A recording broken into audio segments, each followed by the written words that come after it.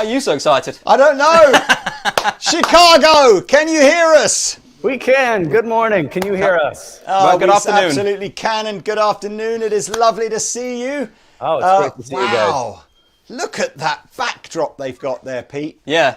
I'm a bit jealous. I'm very jealous. So you should be. Well, welcome everybody to the inaugural Andertons Music Company and Chicago Music Exchange live stream. We decided that we would do this live stream because we've been working together behind the scenes for the last, I don't know, year or so, trying to collaborate on crazy looking guitars. And we've got a big unveiling for you today, a transatlantic unveiling. So we thought we'd go live and you guys could be a part of it and ask questions of hopefully some familiar faces that you see on YouTube all the time. So who have we got? Would you like to, Chicago, would you like to introduce yourselves to the world? Yeah, absolutely. Yeah, I'm Alex Chadwick. I've been here for 11 years or so. I've been doing the videos at CME on and off for a very long time. I am Nathaniel Murphy. I've been here, how long have I been doing videos here? Maybe a couple of years? Oh, it feels like so much longer. It does. It feels a lot longer, I'll tell you that. I've been here for a couple of years, but obviously, as you can tell, I am not from Chicago. I'm from Manchester. So how did that Manchester happen? is the Chicago of UK, is it? Is that what they say? I don't know. How did that happen? Tell us how that happened. So I moved here about 9 years ago. I'm actually a soccer coach. I coach football here. That was my job. Trying to be a professional guitarist, but I only quit coaching about a month ago. So I've been coaching for the past 9-10 years. I'm trying to do guitar on the side, trying to make a go of it. So thankfully, it's starting to get a little bit busier for me, which is cool. But yeah, that's how I ended up here. It's incredible. He's a local celebrity. People come in asking, "Oh, you guys met that guy Nathaniel?" And we have to say, yeah. He comes in all the time. And people say, what does he do outside of playing guitar? And I'd say, he's a soccer coach. That has been my job for the past 9 years. So amazing. So well, are you on the blue side of Manchester or the red side of Manchester, or don't you care? Red side. So it's been. I'll take second place this year. I'll take it. They gifted you that, didn't they, as well? Oh, don't ask me. It's been amazing. Well, look, that's amazing. It's lovely to get together. So, I'm being very presumptuous here that the people on the live stream know who we are. So, what do you want to tell the world, just in case people have only ever watched the Chicago channel before and have never watched Andertons? Who are you? I'm just Pete, plays guitars a little bit for same as you two guys. Play guitar I worked here for 6 years. In September. It's been 6 years. Started when I was a bit tired of touring, and then Lee said, "Do you want to come and do some stuff here?" And that's how that went, basically. It started with the famous cap clone gate. And if you don't know what that is, it's because it's so long ago. Just type in Danish Pete cap clone or something into any search engine, and you'll probably see why. Well, and that's how I basically ended up here. Well, and I'm the biggest blagger of the lot. I'm just here because my dad opened a music shop in 1964, and he asked me to look after it a few years ago. You didn't want to do that. I didn't even want to do that. So that's why I'm here. But look, I mean, at some point we're going to unveil these guitars. But I had a burning question as well. I think, how many views now, Alex, has your 100 riffs all in one go had? That is the one. And did you genuinely do that in one take? So yeah, it's 40 million-ish views. Crazy. Yeah. Cool though. Yeah, thanks. That was such a good. I remember that even before starting here. That video. When did that come out? Oh, that was back in 2012. Yeah. It was a single take, but it was like a single continuous take. It took a couple before we got a good one. And how long did it take you to rehearse, to practice, to get it all right? Oh man, 2-ish weeks. of practice and arranging and not knocking things over in my shouting. Yeah. And would you be able to do it today? Would you be able to play exactly the same thing? Yes. Now? Yes. Absolutely not. Because that's the thing. Will it be muscle memory? Is it like riding a bike? Yeah, like playing 100 riffs in one take. It was for a few years. I did it live a couple times in LA and Vegas and Fudge. Yeah, it was super fun. But amazing. No, I don't think I could get through more than 30 seconds of it. What did the pressure do once you're like past the first 40 or 50 and I don't know, maybe you're counting down the last 20 in your head? Surely the pressure of going, oh man, please don't make me do the whole thing again because I got the 94th one wrong. Or were you just going to plow through at that point? Oh man, I mean, you're just not thinking about it. It's because it wasn't live when we were filming it, because if you screw up, you're just like, well, that's it. We'll just start over. Do it again. Yep. Oh man. Yeah, that's definitely. And on going back to Nathaniel, then. Sorry, obviously you're you literally can't go on Instagram without somebody reposting a clip of you playing like your take of a cover of something. Well, I apologise for that. Sure, people are don't do that. Don't apologise. But where did you sort of start realising that you could have these? You're obviously hearing both the sort of the chordal and the melodic parts to songs, and you're sort of translating them into pieces of guitar music. When did you first start doing that?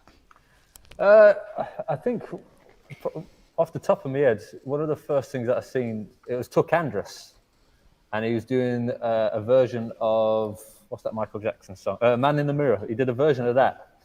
I hadn't really seen anything like that, and it kind of just blew me away. Obviously, I'd seen some of the Chet Atkins stuff beforehand and all that kind of stuff, but when I'd seen the Tuck Andrus version that he did of Man in the Mirror, it kind of opened my eyes a little bit to some other ideas. And there's so many incredible players out there that do arrangements, so it's so much inspiration to draw from, Oh, that's cool. Yeah, I think I know he does a version of what's the Queen song?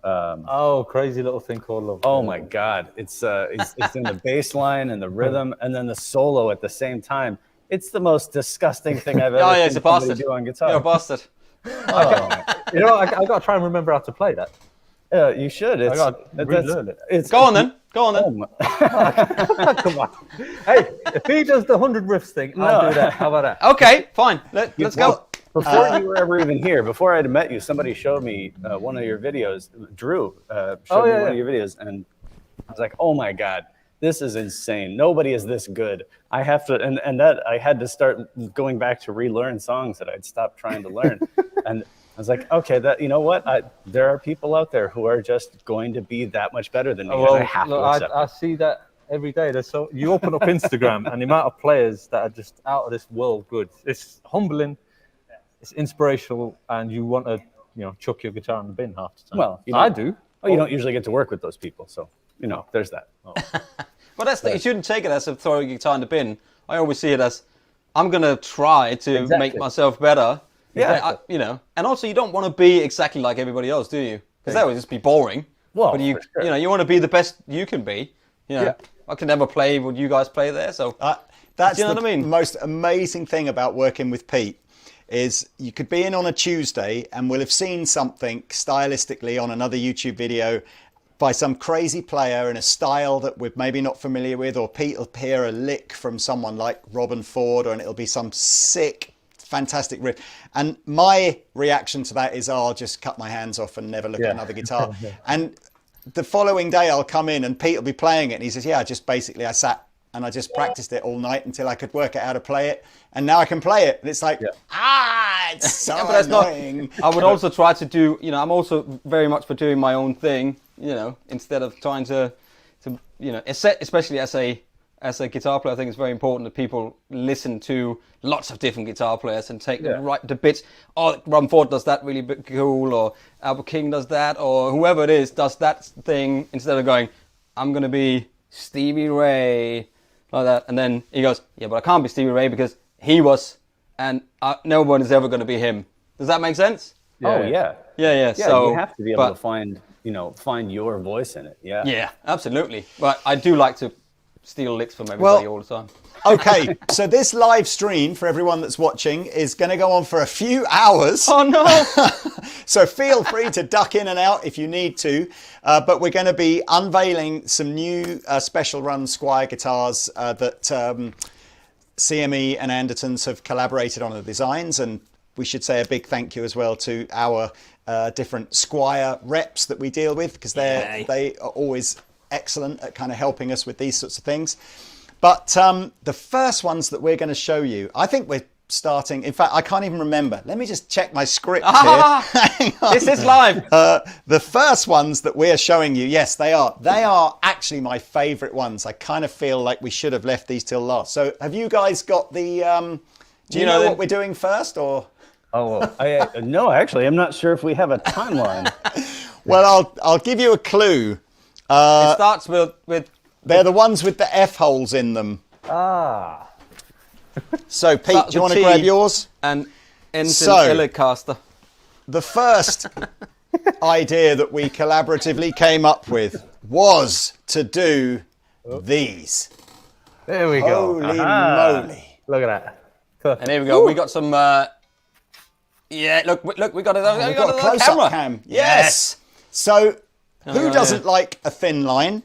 And in the classic Vibe range, there is a basic kind of thin line model that you can get. But our inspiration for this one, the natural one, is probably a bit unfair for us to take all the credit, because there's another exceptionally well-known YouTuber called Paul Davids, who bought himself a Fender custom shop version of that about 18 months ago. And it's brilliant. He uses it lots in his videos, and it always sounds amazing. And so we said to Squier, how about we do a butterscotch black guard thin line, but with the guard, like it would have been on the extended pick guard. Yeah. So we did some custom shop versions of it at first, which were absolutely glorious. So tell us, either one of you, I don't mind, who's the Telecaster fan out of the two of you? Or are you both Tele fans? Probably both. We're both pretty big Tele players. I know we did it. We did a Tele unveil video not a few months back. Yeah. I mean, I don't know how I didn't set out to be a Tele player. When I first moved to America, it was just the one that I could afford. To be honest, just the second-hand Tele. So I thought, all right, I'll stick with that and see what happens. And that's what happened. But now, I fell in love with them, really. So what is it about a Telecaster, and tell us a little bit about why you think the thin line vibe, what is it you think about that adds something special to a Tele? Well, I mean, the one I have at home is not a thin line, but I actually love them quite a bit. Mostly, I mean, you get a little more obviously weight relief with the thin line, but they're a lot more resonant. You get a little more life and a little more harmonic oomph out of that extra. Oomph, yeah, that's a technical term, right? A little more oomph. Oh yeah,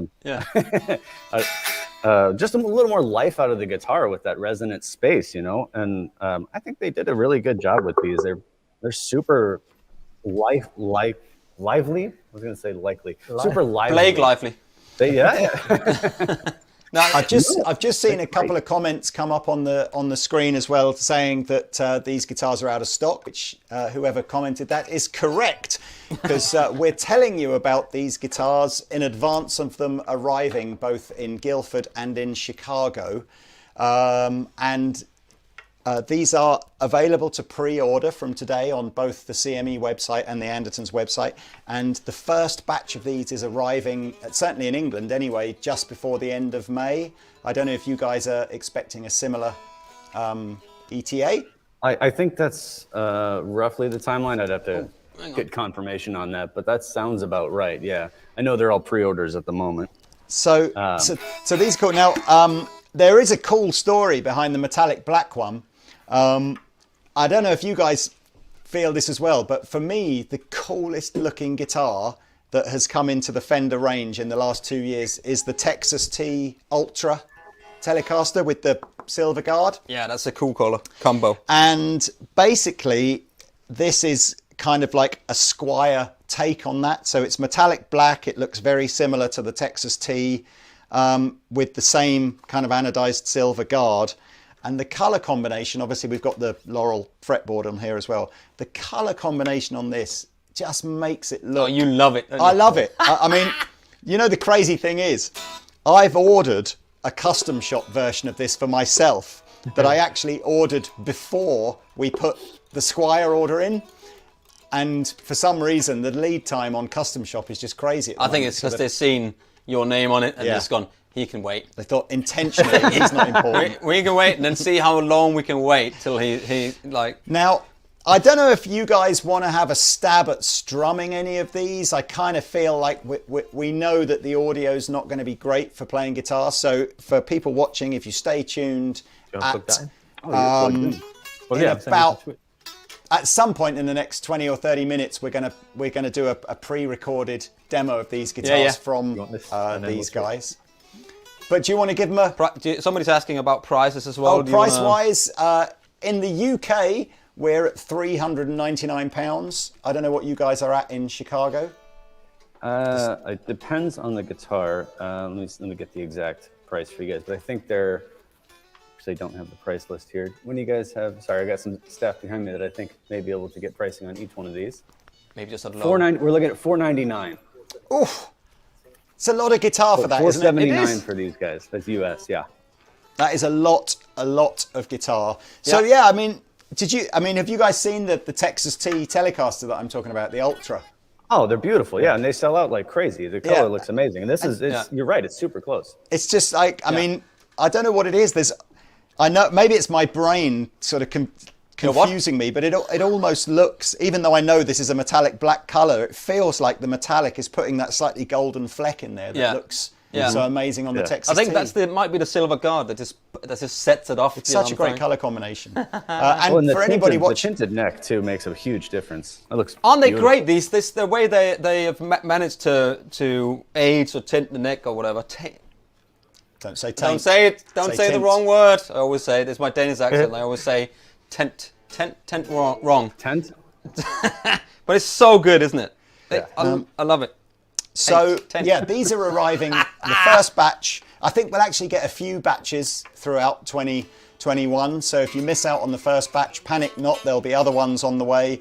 But these are completely exclusive to Andertons and Chicago Music Exchange. Yeah. So if you live over there, you know where to go. And if you live over here, and if you live in Europe, or mainland Europe anyway, it's a bit more confusing now. But Jocelyn, if you're watching, could you put a link in the comments section to the video that I did explaining what you have to do if you live in Europe and would like to buy a guitar from Andertons? And then people will go, it's not as complicated as you thought. No. Everything's complicated for me, though. You know that. So, yeah, we're going to hear these played in two kinds of videos coming up. One is just the straightforward Chicago Music Exchange, super professional, super slick. We all wish we could make videos like that demonstration. And then the other one is we did a crazy jam, didn't we? So Pete and I Taylor recorded a backing track and sent it to these guys, and they jammed over the top of it. And they did the same. They sent us a backing track and we jammed over the top of it. So both of those videos are going to go live during this live stream at some point. Yes. Sorry, excuse me. I'm just gonna. We could answer some questions now if you want to, coming up on the screen, or you guys could give your Squier Acoustic Sonic. What else do we want to say? Yeah, is there a way that we could get the questions coming up on the... Yeah, we They did a pop up? moment ago, yeah. Okay. Yeah, we can't see them super well, so you guys, I see. somebody might have but to that's feed them our way. Well, if I see a good one, why don't we talk about just some of the previous collaborations that we worked on before we did this? I mean, why don't you tell the guys a little bit about the SG with the T-top T-type? Yeah. Oh yeah, T-top. Because that was something you guys, particularly talking to Dan in your guitar team, he spent a lot of time and energy trying to work on a pickup that's now exclusive to the two of us. Yeah. Can you tell us a bit about that? About the back of the... Yeah. Do you know more about that? Yeah. So do we want to... Oh, well, answer the question. We want to talk about the SGs. With, Oh, there was somebody just said is the lacquer heavy on the back of the neck? On the neck. Oh, yeah, I mean, they're lacquered backs. I wouldn't say it's heavy. It's but not. It's a lacquered back. It feels like. Well, let me put it this way. I don't really like lacquer on the back of the neck, but this is fine for me. Oh, yeah. You know what I mean? Because sometimes, you might sand the back of it. I wouldn't do that to this because this is comfortable for me personally. I can glide up and down it, which is quite comfortable. So I wouldn't. No, it's not heavy lacquer on the back. But it's a heavy. It's the poly lacquer, so it's it is not a satin finish or a nitro. So poly is normally just a little bit more, thick. It's manageable. Yeah. Yeah, no, it's absolutely fine because the neck is nice and slim, isn't it? So I'm sure the guys from Squier. I've got a classic vibe Strat that must be maybe 8 years old, and I tried to do a relic job on that, and I remember. To get the lacquer off the back of the neck, I was having to use actual power tools to get the lacquer off. You can't just do it with some sandpaper. But I'm sure the guy from Squier said at some point over the last couple of years or so they've reduced the thickness of that. It's still a polyurethane lacquer, so it's still going to be very hard wearing, but it's not quite as thick as it was. Oh, that makes sense. Yeah, it doesn't feel as heavy as it used to be. No. And I think are the NATO these or the Maple? I'm not sure about what the. We can get the specs up on screen. They're not USA pickups. They're exactly the same spec as the thin line Classic Vibe would be. All we're allowed to change on Classic Vibe is a visual look. Yeah. So the metallic black with the silver guard or the butterscotch with the black guard and the binding. I will say I love that it's a 3-ply guard on these instead of the single ply. That makes it look so much more professional. Yeah. Yeah. I mean, for the money, it's really hard to beat what Fender's doing with Squier at the moment. I think every time we do videos on the Squier that comes in, we always it's always like, oh my god, whether it's the contemporary or these or whatever it is. They always just play nice, and so they're just getting better every year, and they're doing. I think. Correct me if I'm wrong, but I believe these are Alnico pickups too. Yeah. There's a question of how does the neck on these compare to a Squier Tornado, and if I'm honest with you, isn't that an Italian dish? Tornado. Squier Tornado. Place just near Milan. It's near Milan. That's right. They got a lovely little church there. I remember going on holiday there. It's Tornado isn't that part of the paranormal range? Or have I made that's that right. up? Yeah, that's what it is. I mean, I can't even remember what a Tornado is. What is it? It's like an offset. An offset. Yeah. I mean, I think there is a definite Squier feel to most of the necks. I can't really remember because it's probably about 1,000 videos ago we filmed those. Yeah. It's a Slim C, isn't it? It's a Slim C neck. It's super. Looking one up there, is it? On the right? No, that's my mum. Oh. I genuinely couldn't remember what it is. Just stand in the background looking ominous. So Pete's drinking again. It's a shame. I'm kind of feeling like if I can get the thumbs up here from everybody, that we might as well play your demo of it and then come back and answer some questions off the back of the demo. Can do. So I'm pretty sure Joss just needed a sort of a 20 or 30 seconds notice that we wanted to do that. I think we had another half an hour, but I'm not sure. Well, we have, but I think we'll use that half an hour after we'll just go back in. Oh, we can go back in now. I mean, we can freeform it. We can do whatever we want here. We still got here you two guys shredding away, right? That's true, yeah. There'll be some... Take it away, let's hear it. Now? You want to hear us play now? I don't know if it's going to work. I don't know if I can get... it's impossible for me to know whether Joss is able to play the... now I'm getting hand signals from behind the scenes. Not those kind of hand signals. She's going to let us know. Okay. Not those kinds of Dave Ellison hand signals. Oh my God, did I say that live? Not the DE I'm so hand sorry. signal. Right, Careful delete that bit somehow. Quick. Okay. Right, we're going in now.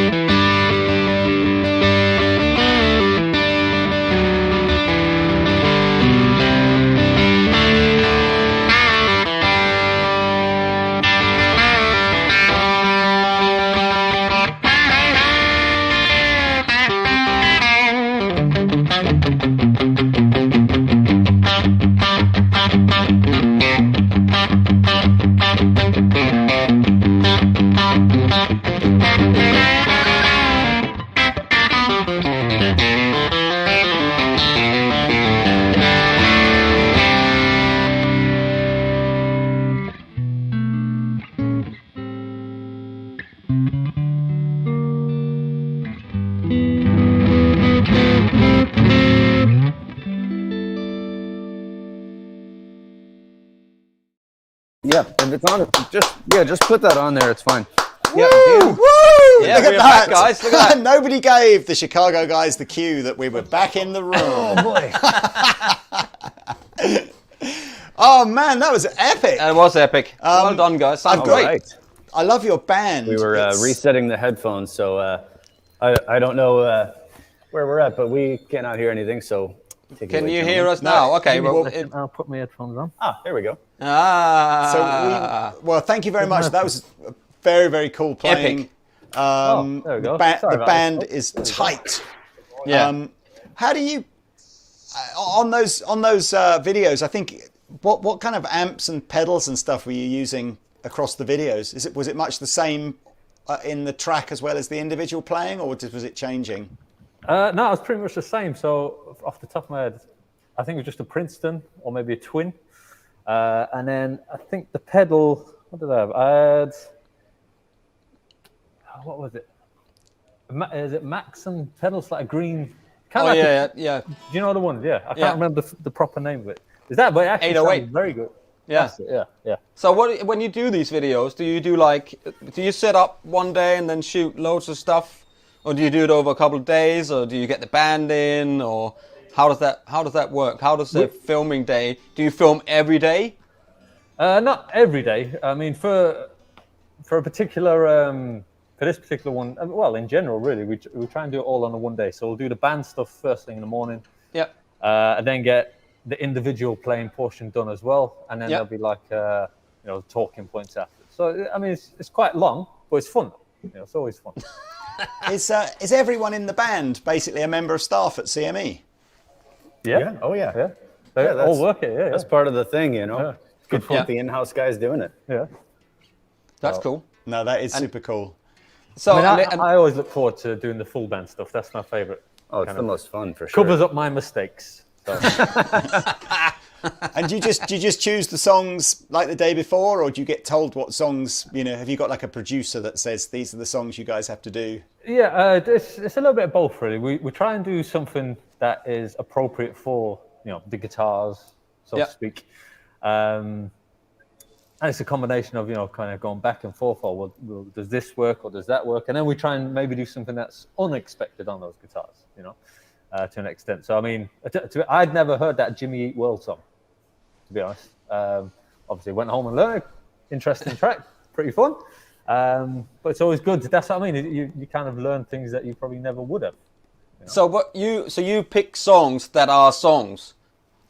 You know what I mean? You don't come up with a track, because we always we've got a looper, and we never do a cover of anything. Yeah, now I've always wondered that. Is that like a legal thing, or? I mean, well, it's one of the reasons is that it's just the copy strike things and all that stuff. It's like it's a nightmare. Then you have to go, oh please, can we do this? And then people will start going, oh that's my song. If you play this. What was it play once? We did a loop, and it was just like a blues or whatever, Yeah. like that. And then somebody tried to get the money and it was from the Batman theme. It was like, are you playing the Batman theme? What? Oh no. It's like, but it's not. So you just get so many copyright strikes. I mean, you can see people like Rick Beato or Paul Davis for that matter. They go out all the time and say, oh, I want money for that. As soon as you play, you have to be careful, because there will be some record company somewhere and go, hey. Yeah. So Right. that's you why I'm just wondering. paid $100, so yeah. Yeah, exactly. No, this is a live stream, But so that's why I was wondering about you guys. You are basically playing cover songs in everything that you do, right? It's never like you come up with anything like on the spot. No. I mean, we're gonna do it for as long as we can get away with it. And do you not get many copyright strikes? Do you not get like whatever copyright thing coming up on YouTube? Not As far as we know from the playing side of it. Wow, no. you're lucky then. I mean, as soon as we put anything up, I must admit though, it's quite inspiring sometimes to just sort of sit down with two guitars, and our videos are very unstructured.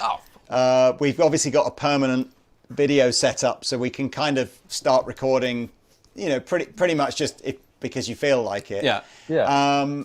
And we'll often just have a pile of guitars or a pile of products that we know over a period of a week or two we need to get through them, and we'll just sort of go, oh, I feel like doing that one now or that one now. And it is just generally 4, maybe 5 videos in a day when we film, you know. So, but it is crazy when sometimes you're just sort of, and it is like 90% of the time it's an idea that Pete comes up with, but it's just like, it's amazing for me to just sit and watch how many of these like ideas quite quickly, because he's using the looper, become something where you go, wow, I do wish we actually had a drummer here now and someone that could sing, because there's definitely, you sort of feel like there's a little acorn of an idea going there that... but drummers are nightmares, you know. It's just I love watching your guys' videos for exactly that. You know, there's so much interesting stuff that comes out of that. Have you ever thought about doing like a full studio thing? Yeah, we've done a couple. So, but we did 2 as the Andertons, where we did have some singer and bass. We had the whole thing, and but we did cover songs, right? So it was a different thing. But I find it more inspiring to just come up with stuff, because you kind of have to jam on it, or than maybe playing somebody else's song. And also, you have to learn it. You know, you have to learn this other song. And if somebody goes, oh, we got 4 songs we need to learn, I'm like, I don't have time to sit down and learn 4 songs to you know, unless I know them already. But I just like to come up with some chords, you know, get a loop going on I've got an RC10, we used it for the drums, and then just come up with something, you know. As you said, get inspired from a track you might have heard on the way in a car, or somebody else has played some chord, whatever, and then you try to make that your own kind of thing, and then see what happens, or a pedal or something like that, you know, because it keeps it interesting again, doesn't it? I did like the 2 tracks that we did in the studio was a real eye opener for me, because I've got no background at all in playing in that kind of environment, and the guys at Universal Audio offered to help out putting that together. So we were in this crazy studio. Angelic studio, yeah. Oh man, it's bad. Ashzone. What was Rocco? Rocco Palladino. Yeah, Rocco Palladino. Ashzone turned up to play drums and bass. Yeah. And then the rest was staff. But again, with our keyboard guy,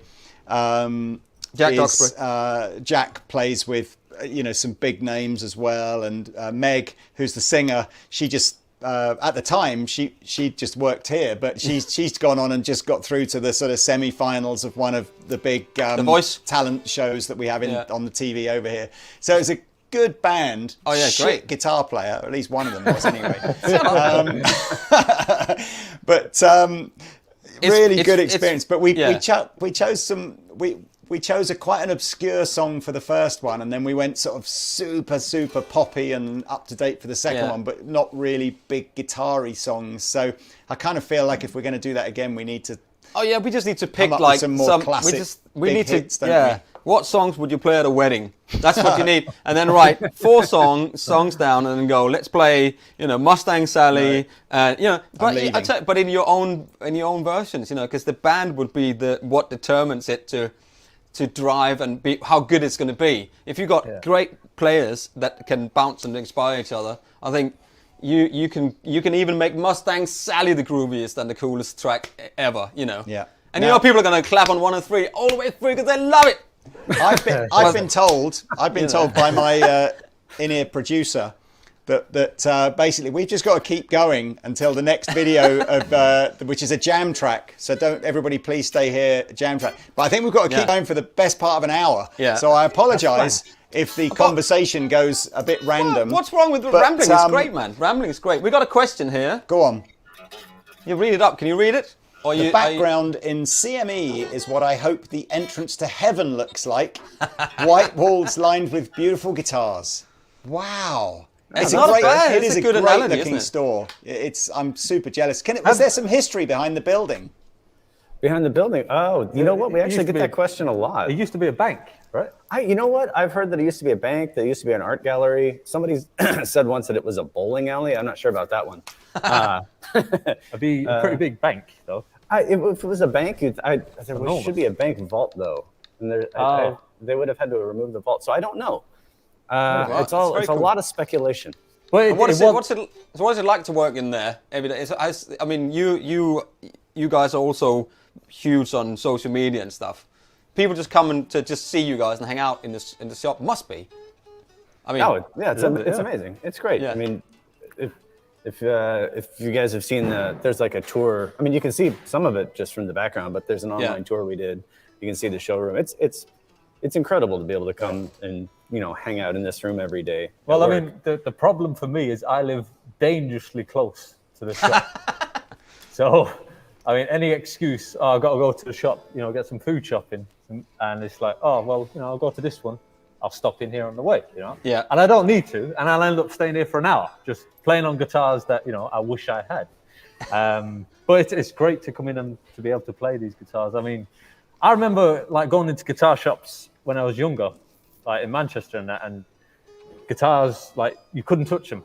You weren't allowed. Whereas here, like if I want to play the Les Paul Burst or anyone who comes in, have a go on it. Well, yeah, and this is I've worked at a number of music stores prior to this, around the state, and the nicest thing we'd get would be, maybe a Les Paul Standard once a year or a USA Strat, and it'd be like, oh my God, that's incredible. Yeah. And you come in here and there's a wall full of those things, and then the vintage equivalent of all of those and vintage Les Pauls, and okay, well this is just a different level entirely. And and you also, I saw the Richard Fortus thing. You got all of his guitars in, which you also get to play and hold, and doing that must just be an incredible thing. It's crazy. To be a part of all that stuff. That was great. Well, we get all sorts of interesting people through here. Richard and Slash came in at one point. I imagine you guys get a lot of that too. I'm sure you see some interesting folks through. Yeah, you put up a picture of Clapton. Right, the day you weren't there. Yeah, because he saw all the pictures you put up and all the stuff people that gone through your shop, and he was jealous. I don't think I mean, so Guildford, for people not familiar with where Guildford is, we're about 25 miles south of London, and it's not a crazy big town or anything like that. So you're not going to get Guns N' Roses playing a gig in Guildford in the way that you might get them playing a gig in Chicago. Yeah. We get a few. I mean, Noel Gallagher been in a few times. He doesn't live too far away from here. Oh, really? There's a studio as well down Black Barn, isn't it, in Ripley, which is quite close. And there's Paul Weller. Not Paul Weller, Paul Weller. And as you say, there was a period of time where, probably more in the 80s, where all the Genesis were recording around here, and Clapton was here, and you'd see a few of those guys, but I don't know I get the general impression with those guys that actually the last place in the world they want to go is into a guitar store. It's like a busman's holiday for them. Oh, that's fair. So I don't know, but go on, tell us, who have you been most starstruck then in CME? I'll tell you what, I wasn't actually here for it, and I was heartbroken. So I was in Ireland at the time, and Noel Gallagher came in here, and I'm a huge Oasis fan. The reason I picked up the guitar, and being from Manchester, growing up in the 90s, I grew up basically in the same area of Manchester as them, so kind of idolized them. He comes in when I'm not here, so I was heartbroken. So I was gutted about that. Yeah. Were you here when he was here? Yeah, he's been in a few times. I've met him. Yeah, a few times. You didn't tell me. You only told me he's been. It was a while back, but yeah, he's come in. Mm-hmm. Oh, see, even you guys learned something about each other on live streams like this. See, keeping secrets from me. I love. There was a question there that why did Eric Clapton come into Andertons? And, was it a PR stunt or did he need to buy something? I think he wanted some change for the car park. There was literally no... I mean, it's like... Can I park up? I'm telling you now, for everybody in YouTube land, Eric Clapton does not need to go to a guitar store to buy a guitar. No. Or anything. It's like... No. But they still do, though, because, Mike Rutherford as well, who lives down the road, they come in here as well. I know that. They shop. Yeah, Mark Knopfler. He came in. I don't think we. I think my most embarrassing moment with a celebrity in store, and this was a few years ago when I was working in the store on a Saturday behind the counter, and Ringo Starr came in and bought a microphone. So nothing major, but he didn't make a big deal of who he was. And a colleague of mine who much younger than I am was standing next to me and literally said, "Oh, could I, filling out the receipt pad, just, can I take your name, please, sir?" At which point, at which point I'm just like, I can't believe this. You've literally, you don't know who, probably the drummer from the biggest band in the world ever. He didn't go like that. Yeah, Like, he just went Starkey. And I was like, oh, this is so embarrassing. I don't know what to do. But there you go, kids. You've got to. Yeah. That's Well, I mean, brutal. well, I mean, we also get. I mean, for me personally, it's a bit difficult because we get like American sports players in here from time to time, and I haven't a clue half the time who they are. yeah. Some of them I do, but majority I don't. It's like, oh, this guy's, he plays for the Bulls or he plays for the Bears. Course. It's like, Of course. I don't know. Yeah, we're very close to Wrigley Field, so we do get a fair amount of that as well. Which I'm also terrible with sports, but thankfully there are a number of folks on staff who are like, "Oh my God, that's so and so," and I'm like, "Yes, Yeah, it is." I mean, they should be going, "Oh, it's you guys," when they come in, isn't it? Is soccer big in Chicago? Is there an MLS soccer team in? there is. They're not very good. Not very good. Yeah. No, it's. I mean, I don't watch. I'll be honest. I don't watch MLS. Yeah. I mean, that's just me personally. It's just not my thing. Did you play at a decent level then before you went into coaching? No, I mean, it's like any kid from the area that I grew up in and kind of that age group. That's all we played was football out on the street, which is, something you don't see here. That's just not the culture here. Street football doesn't happen here in the vast majority of places. That's because the streets are 6 lanes wide and you'd get 6 killed. lanes wide, exactly. Yeah. When they do the curb, when they throw the ball, like, "You ready over there?" It's like, I mean, I will say though, like if you look at like sorry if we're going off tangent here, like the American national team, they're getting some better players, which is interesting to see. You got a lot of younger kind of big time players, which is cool to see, particularly being a former coach. You'd see kids idolizing these players and they want to play football more. So that was cool. We got Pete an honorary football shirt the other day, didn't we? Oh yeah. Can I show? Yeah, This is let's Pete. have Pete it. literally. Let's see it.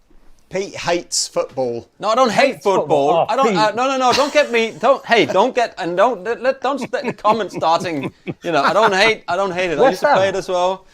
West Ham. But ever since Denmark, I think it was 92. Was it 92? Yeah, they you won the Euros. they won the. After that, it just went downhill, and I don't think I've ever watched football after that. I was just a sucker for the American people. I can literally see the number of people watching this live stream nose diving as we talk. Yeah. Is there anyone left? Yeah. Let's bring it back to guitars. Yeah. Let's talk. So we could talk about personal gear. I would love to know. Because that'll fill up some time, and that's interesting. And again, I am keeping an eye out for questions. So if any good ones come in, I'll read them out. But let's do a gear rundown. We'll start with Alex. Main guitar. Main guitar. Main guitar. Yeah. PRS 594.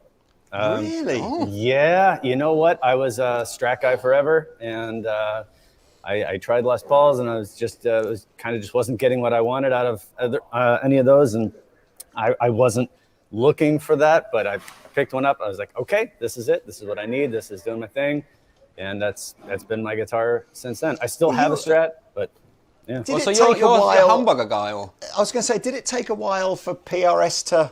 Because it's taken me a while for PRS to sort of like grow on me. Not in the sense that I've always admired how amazingly he builds the guitars, the quality he achieves. But there's something, I'm a bit old school in that, I like the idea that guitars that I have been around for a long time. Mm-hmm. Well, maybe around, I grew up listening to, lots of music before Paul had even started, thinking about making guitars. And I think that affects guitars that I'm drawn to.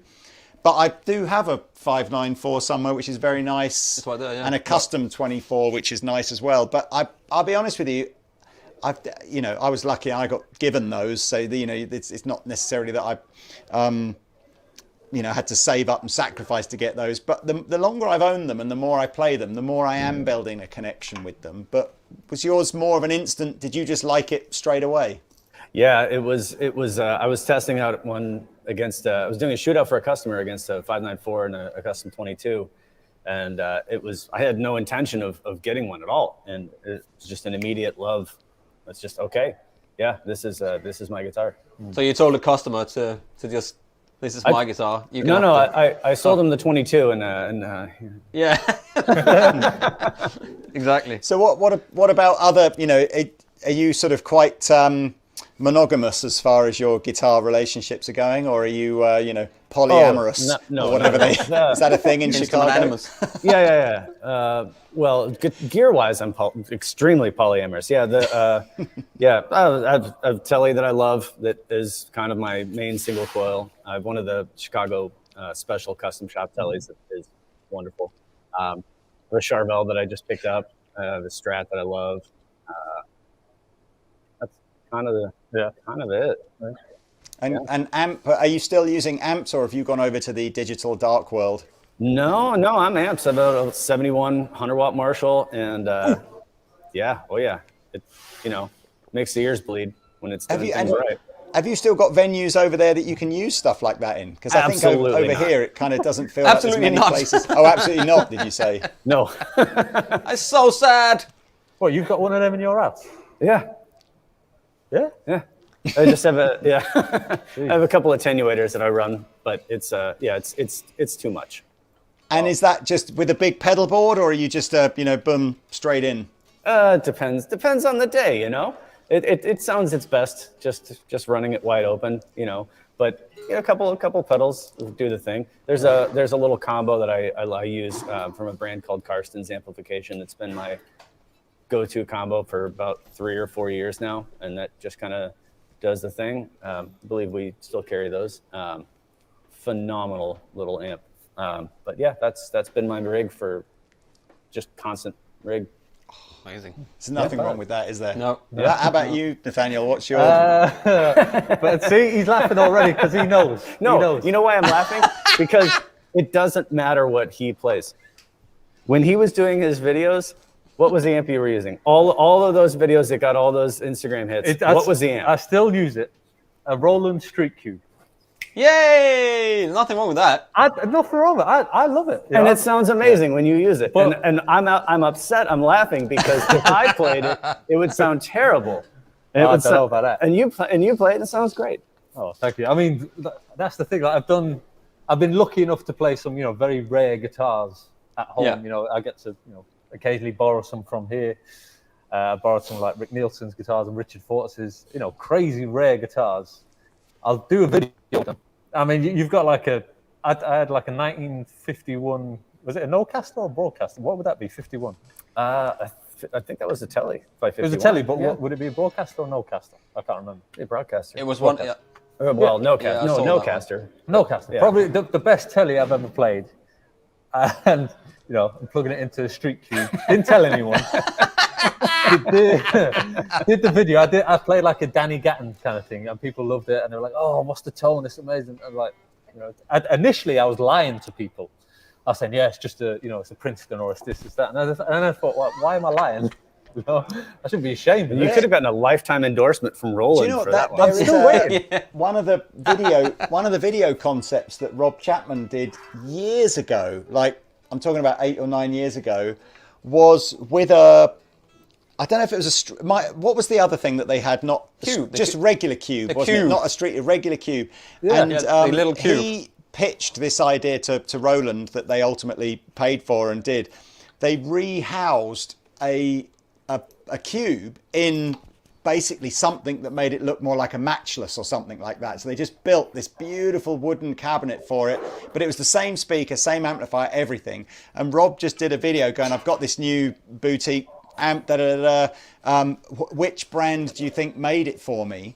And the comment section was all, oh, it's matchless, it's this, some stumble, like boom. And it's like, no, it's just a cube that we've put in a expensive looking wooden cabinet. I used to use them all the time. It's crazy, the orange one, and there was a bass one, and Yeah. They're great things.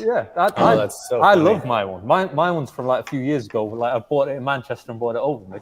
I love it. I mean, obviously, I get to use some incredible amps here, but my neighbours are not the best. I'll be honest. So I can't have a big amp. I can't have whatever you got. Your monstrosity of an amp you have. Well, I don't. Well, I have to use an attenuator. It's not plugged into a cab. Yeah, fair enough.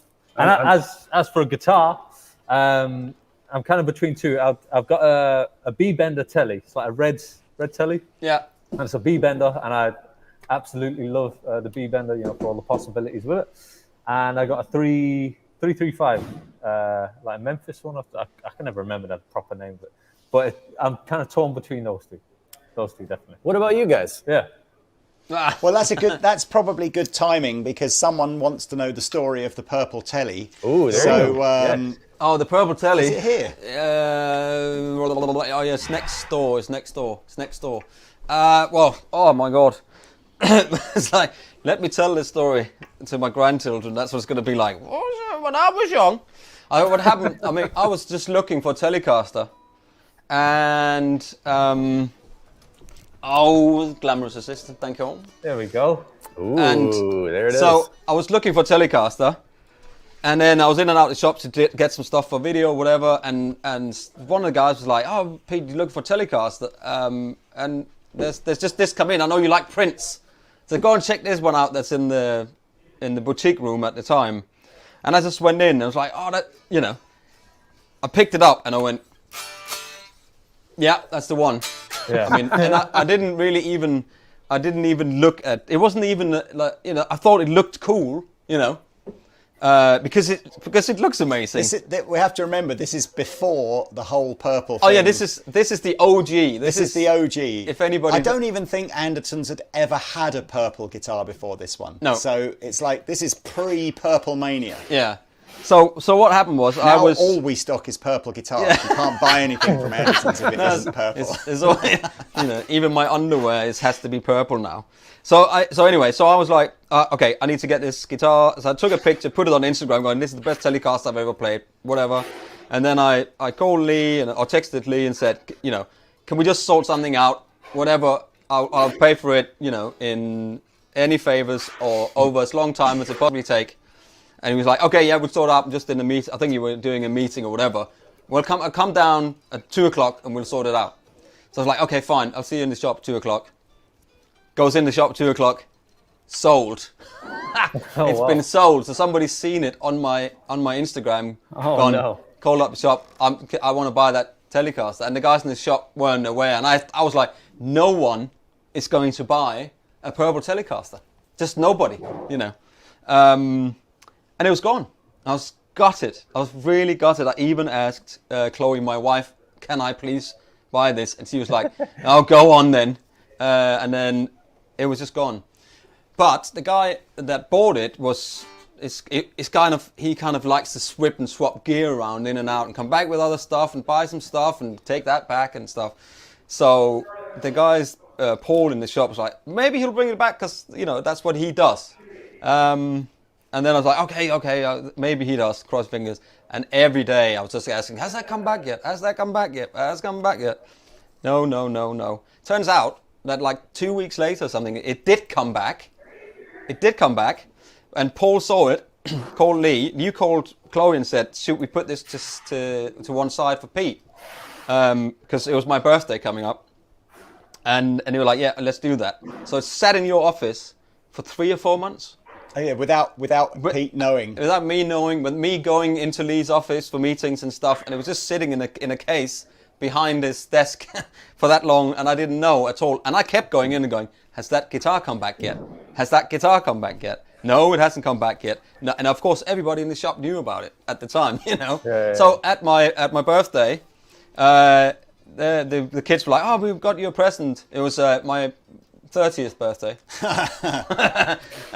So they're like, "We got a present," and they brought in this case. I'm like, "What is that?" And I thought they've just taken one of my old cases from garage and put some stuff in it, to make it look special. So I just opened it up and was like, "What?" And there it was. So it came back, and that began the whole purple avalanche of stuff because I just started playing in the videos because it just sounds amazing. Yeah. And you know, for me, it's just it's just the best playing guitar I have.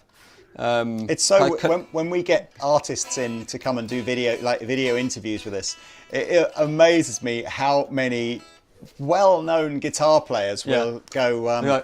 Where's that? that? Any chance? Have you got the purple telly here? Yeah, can I just try that purple Telecaster? It's a good guitar. Though, it's super light. It was made for Frankfurt Music Show in 2013 or in 2014, and it is 1 out of 3 custom shop models that was made for that year that they did in this purple metallic thing.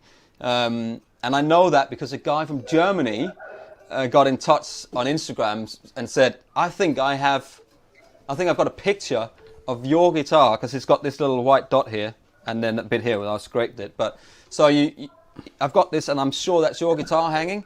And so he sent me the picture going, oh yeah, that really looked like, zoom in, all the stuff. And he said, I've got the one behind that. And I'm like, what? So he sent me a picture of everything. So he had the guitar, the next guitar hanging. So there's one more out there, which I don't know where that is, but I think somebody's got it somewhere.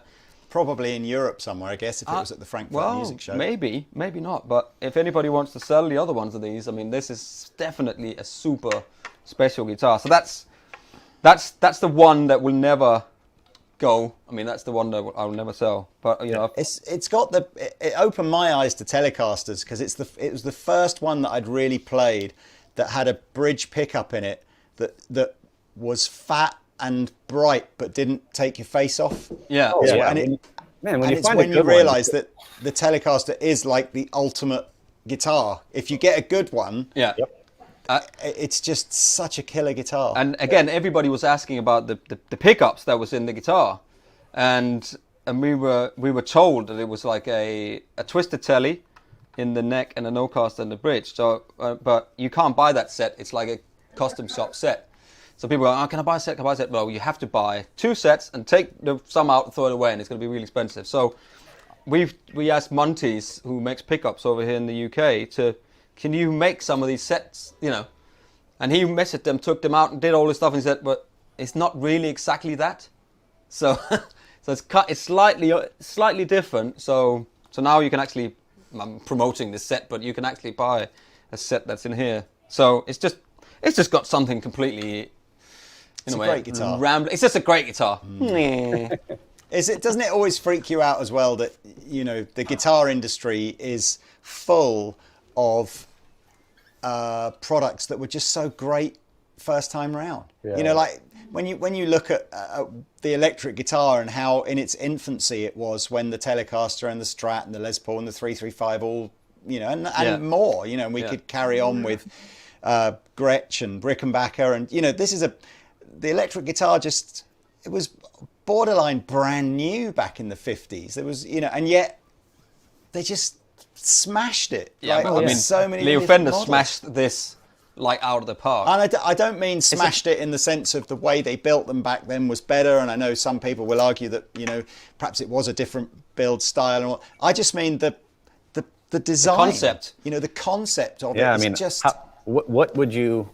I mean, they got it so right. Yeah. I know, and it's a piece of wood with a piece of wood on it. I forever look for other comparisons in you know, everyday life, and you just think, what else did they get? What else have you got in your house that you can honestly say, yeah, you know, 60, 70 years ago, they just nailed the designs and they haven't really improved on, you mean? Like, I mean, there is fridge and washing machines and stuff which have been around for a long time, but it's been better and better and better. This is just toilet? Like it was. Toilet. The toilet. Yeah. That's true. The toilet that was a good design. Got the one now that can wash my butthole. Yeah. That's about it. Sewage works and the toilet. Yeah, I agree. Have you got any favourite telly players then? Who are some of your favourite telly players? See, that's the thing again. I'm not really that kind of, you know, like Brett Paisley, and I'm not really a country kind of guy in that sort of way. But Prince is probably my favourite telly player. Because the way he plays on it is that he just plays like him on that guitar. Yeah. You know, I mean, there's so many great ones. I mean, I'm not sure if people are chiming in as to some of their favourite Tele players. Maybe they can, yeah. But I mean, there's so many. I mean, Ted Green is one of mine. Ted Green. Yeah. Brent Mason. Oh man. Yeah. I mean, Um, there's loads. I think. there's so many. I mean, we could be here all day. Julian Lage. I mean, yeah. you know, But it's also just a rock machine. You know, you don't have to necessarily. Exactly. You don't have to. I think it get categorized. People are looking in on Telecaster as a country guitar. Yeah. And I don't think necessarily that's what it is, you know. I Yeah. think the Tele is probably, for me, it's definitely more usable than a Strat. Careful now. When you know how to use it, you can get the tones you really need, you know. So There you go. Well, look, you're somebody's favourite Tele player. Ooh. Thank you. J.O. Young. Sorry if I've messed your name up, but yeah, you got a big fan there. Oh, thank you. Thank you. Oh, it's Right. cool, man. So, Yeah, it's good. I mean, probably that's a talk good about the guitar. story. Anyway. Probably. Should we talk about the guitars? These guitars, or Maybe. I don't know. look, I tell you what, we've got half an hour until the first jam video goes up. Ah. You're probably right in that most of the Brett people Pacey, who yeah. were watching at the beginning have probably gone, and strong. now there are new people. So let's talk about these guitars again. And seeing as I did all the talking the first time round, you can do it this time round. So tell all the people again. Oh, look at all the people coming up now. What Richard are Clarkson, these guitars, and Jeff why are Beck. we doing this live stream? Well, What we got here then? so this is the Squier. It's the new Squier thin line. Both of the new Squier thin lines. They're doing full Alnico pickups. They're both in limited edition colors, exclusive to Chicago Music Exchange in the States and Andertons in the UK. It's the specs aside from the finish are standard to the Squier, but you know they've done an incredible job with the guard, with the pickups. They're full Alnico 5 pickups, I think. I'll have to check on that, but I mean they have a bone nut on these. They tint the lacquer to give them a real nice vintage flavor. I think they've done a really top-notch job. I mean, I'll say this about the whole series of these is that if you played a Squier even 3, 4, 5, 10, however many years ago, I mean, I don't know how many of us, our first guitars were Squiers when we were learning. This isn't just a completely different thing. Yeah, no, it's not the Squier that they were way back then. It might as well have a different name on it. Absolutely. This is like a pro level guitar for, less than $500.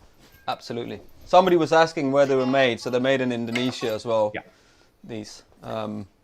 You're absolutely right. Is it what we said earlier as well? Is that every time, at the moment, for the last 2 or 3 years when we are doing Squier videos, every time I'm going, what? This is amazing for the money. You can't hardly beat it. I don't know what else. Yeah. What else do you think, guys, that you can get for that amount of money? I mean, if you want something that is, this is, if you don't do that, if you do this, you know what I mean? Right. Then it doesn't come close to anything else that. You I spend don't more think- on your phone than you do on these. True. Car insurance, or if you have a car, or traveling to work, if you do that, or coffees. How bad is that? If you get a coffee. Starbucks every morning on your way to work, you're spending more on coffee every year than you are on a perfectly good guitar. That's Which true, is and crazy. I will continue to do that. Thank you. Yeah, and I'll still do that. It doesn't matter Albert how many Collins. guitars I own, I can't function without my cup of coffee in the morning. Exactly.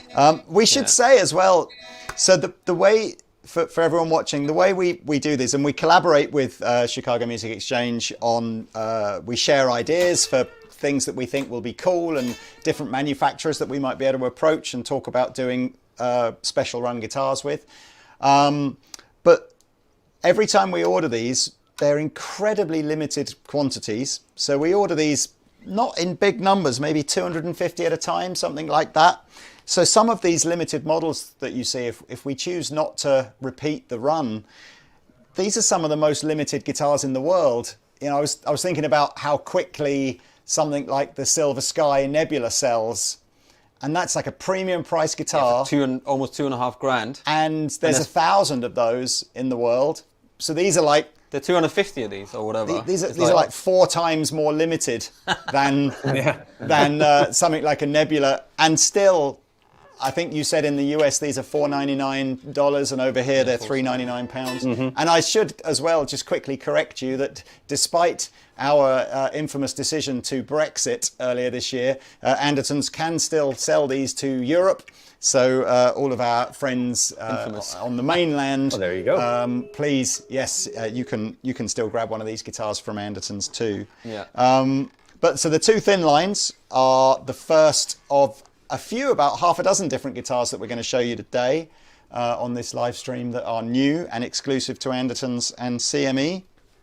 And they are arriving, the very first batch is arriving in both stores before the end of this month. So right now your options are to pre-order one if you want to make sure you get in the queue, or I guess you can wait until you see them in stock on the sites, hope that we haven't pre-sold them all, and maybe drive into Chicago or to Guildford and come and try one. I think they're going to go quick. I mean, I think they're going to go super. They usually quick. do. That's our world record so far, was the purple bullet Telecaster that we did in 2019. On the day that the video came out, we took over 600 pre-orders for that Telecaster. So when people kind of go, oh, maybe I'll just wait a couple of weeks, or I'll think about it overnight, you may not have the chance. That was pretty. Yeah, these are cool. Yeah, that's dangerous. Dangerous to wait. Yeah, dangerous to Should wait. Dangerous to wait. I know we're going to keep some of the other guitars under wraps for a bit longer in this video, but do we want to show some other, like the Esquires or something like that? Do you have those there? Yes. We do. I don't know. Are we allowed to pull the other ones up yet? Yeah. Oh, we can play. I don't know if we can play. I don't think there's anything. Play for a little bit. Go on then. Let's see what the audio's like. I mean, normally the audio go for it. on these is. Yeah, hopefully I'm waiting for you to teach me a lick, Pete. No! Do it. No! God, come on. No. Let's share licks. Let's get close up, Cam. Now you're putting me on the spot here. Yeah, that's fine. Well, I'll be on the spot as well. You're going to see me mess up. Come on.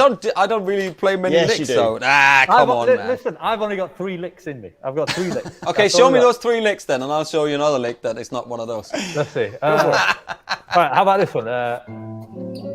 So we're in A. We're in A. So it's just an arpeggio idea. And then? Is it like... So I'm on the 5th fret of the B string.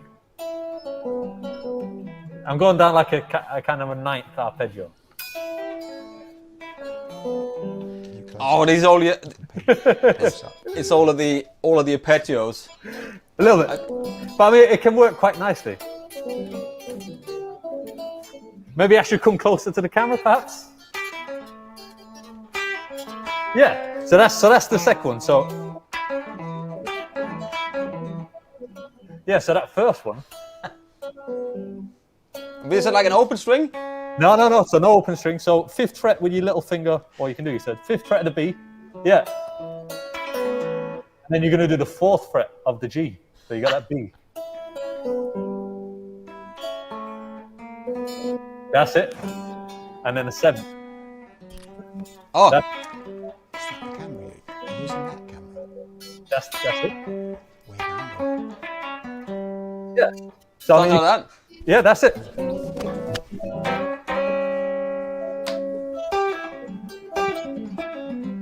That's it. Just that. Just a little. I mean, it works quite nicely if you kind of move it along there. And then. Yeah, okay. See, now, Alex, you're like, I tell you what we could do if we want to put Pete on the spot a bit here. Again, doing the audio. He's got a looper plugged in. So why don't you just pick a key? So, Nathaniel, just shout out a key or a chord or anything and literally watch the magic happen. I bet you Pete makes a loop on the fly that you've never heard before. No pressure. Key. Oh, I'm into it. Let's do H. H that, but hey, you say that. That's funny because in Denmark, B is actually called H. That's what I meant. That's big Yeah, so a B is actually yeah. Let's do it. that is actually. Can you hear that all right? That was great. Yeah.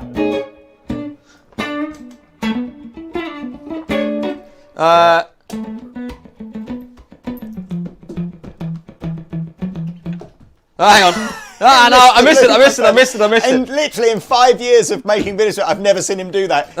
He's flopped missed his foot, has stomped on the floor and missed the pedal. So it is the pressure. Yeah.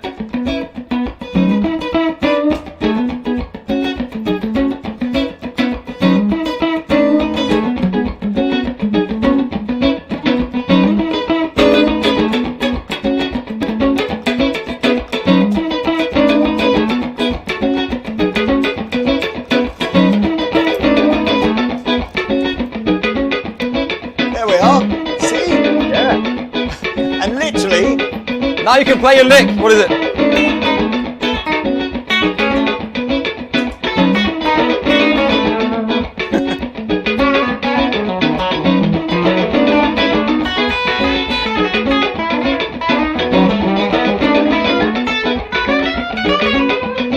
Something like that. Brilliant.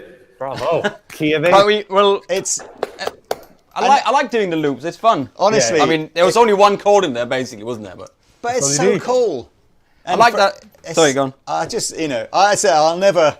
I've worked with tons and tons of different amazing guitar players over the last few years, but and technically loads and loads of great guitar players, but nobody I'm not one that of them. seems to be able to just go, hang on a second, how about this? And like 30 seconds later, you're going, bloody hell, fine, there we go. Start the cameras, play some guitar, away we go. I like but we could do that. If I show that chord, I really like this chord. I know you use that as well, Nathaniel. Oh. Oh yeah. Yeah, is that?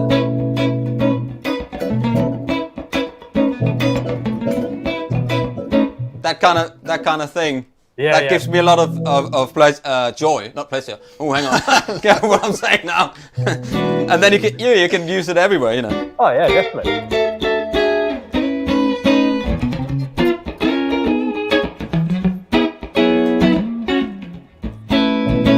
Brilliant. It's really cool to just, or if you're just going. Yeah. You know, Hey. SA, back and down to. Yeah. Yeah, it's gorgeous. Hey, it's just fun, you know. But I don't have Sounds like licks the as such. evening's about to get. Dim the lights, people. Dim the lights. Down a little bit. Turn that candles. Get the candles. Ladies, Nathaniel Murphy. There he goes. Yeah, he's there. Hey, do you know what?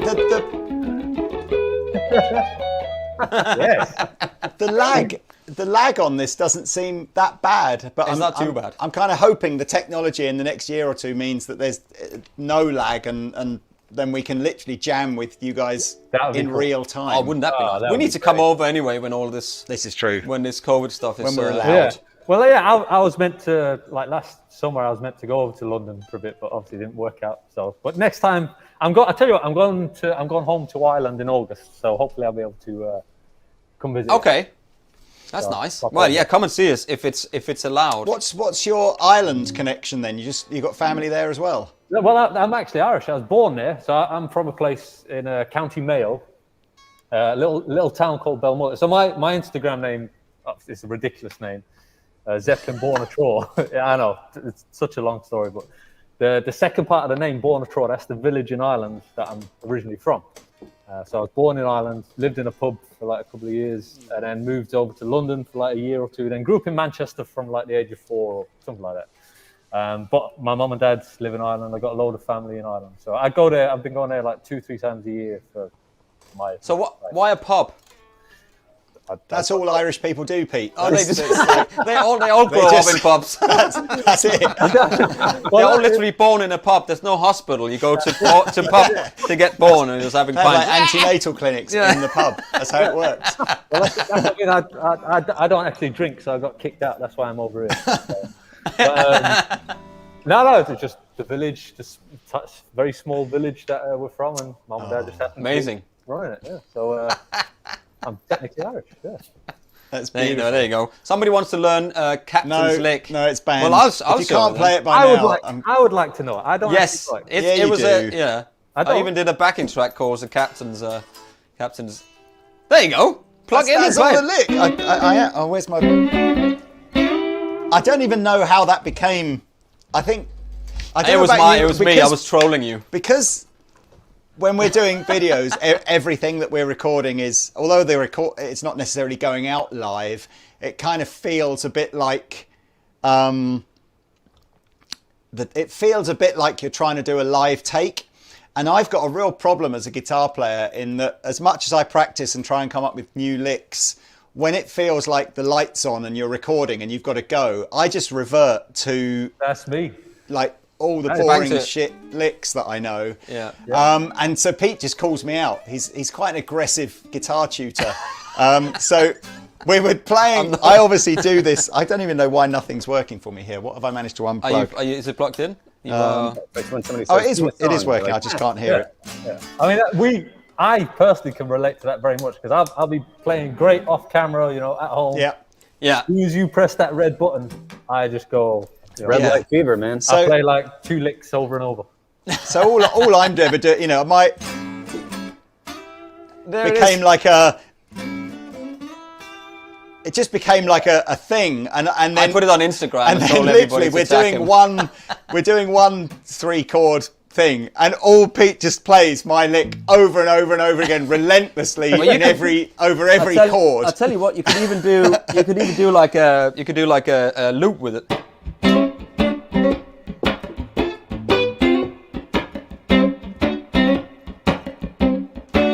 I know.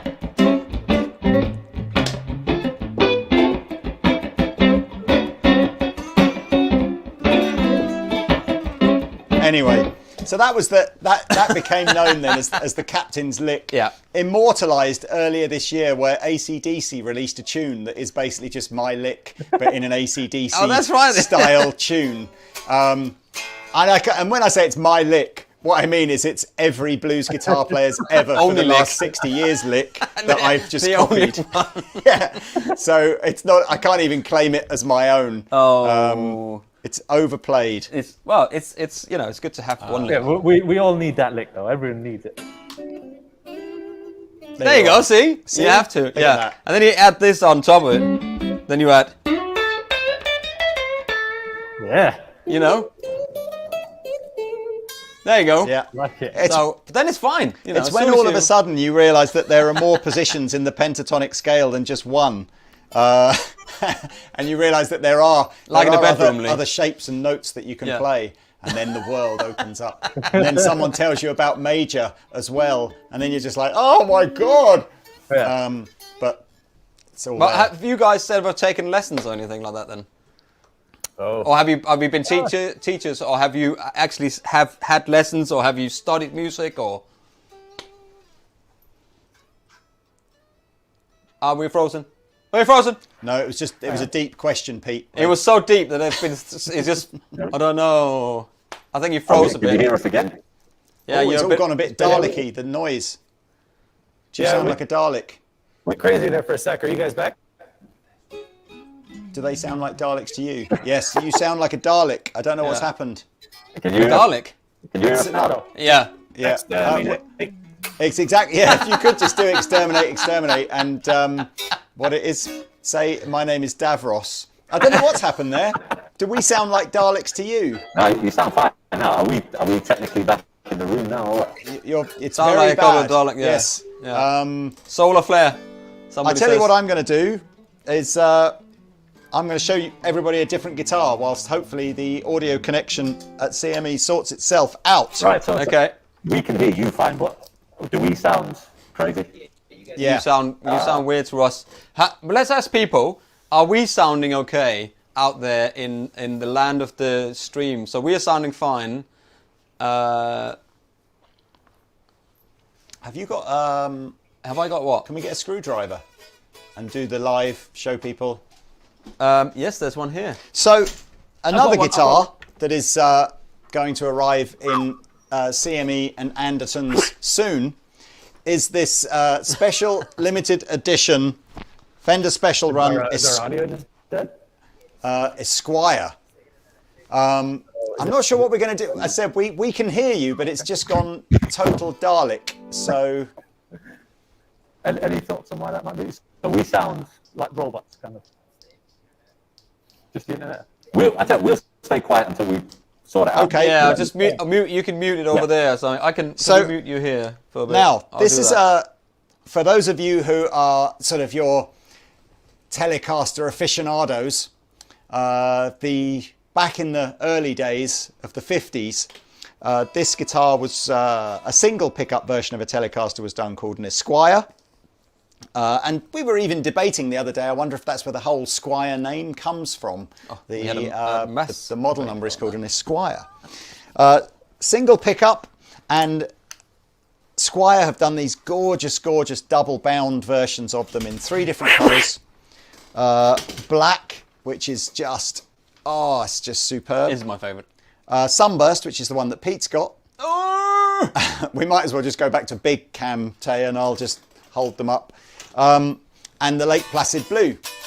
Now, when we first got these, we were like, "Oh, is this basically just a Telecaster with a scratch plate over the top and no neck pickup, or is it completely solid underneath, so that if I take the scratch plate off, I'll have this awesome looking." So live now for you. You want to put it on your lap and hand me the screws? It's just so. This is the longest boring live segment ever. Yeah, as I I can't now speed try this to up. undo. Yeah, I've suddenly realised we have no way of playing Benny Hill music and speeding this bit up, do we? We've just literally got to do it in real time. So sorry, everybody. But the wait will be worth it. Well, What you are going to see, I hope. Hopefully, because the last time we did the black one, this is this one. It's like, still Daleks. I don't know if it's worth Jocelyn removing CME from the live stream for a second and then Getting them back reintroducing on. them to see if that cures the audio. Can we go on mute for the moment? Yeah, I can mute you here. So there you are. So anyway, check this You want me out. to get the last screw? Is that possibly Yeah. the coolest looking guitar I'm not sure. I know if you get really close up, you can still see the screw holes. I'm sure if you had some filler and a little blue Filler X. pen, you want that, don't you? But that's what all these look like underneath. So it's just the most wicked. I mean, I think it looks wicked with the scratch plate, but even more wicked without it. Wicked. So that's called the Esquire. It still has a 3-way switch, which is kind of cool because you're thinking, what's a 3-way switch going to do when there's only one pickup? But it basically has a mode that doesn't go through the tone control. So the bridge, in fact, Pete can probably play this. So the bridge pickup doesn't go through the tone control. So it's a sort of a slightly fatter, unobstructed kind of tone. The middle position goes through both the volume and the tone control. And then the forward position, which would normally be your neck position, goes through like a treble roll-off capacitor. So there we go. Pete will demonstrate for you now, but this is another limited guitar that I believe is either exclusive or semi-exclusive to Andertons and Chicago Music Exchange. Yeah. So fresh out the box. Boom. That's the position. That would be 3 then, right? See? No tone control, doesn't work. Goes straight in. And then middle position.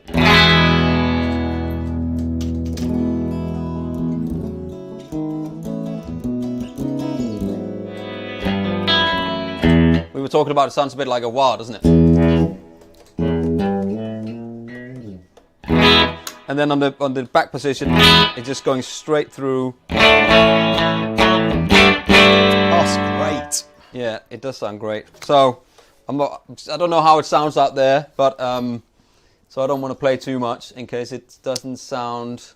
Does it sound okay for you guys? I'm with Star Damage, who has been watching pretty much from the start.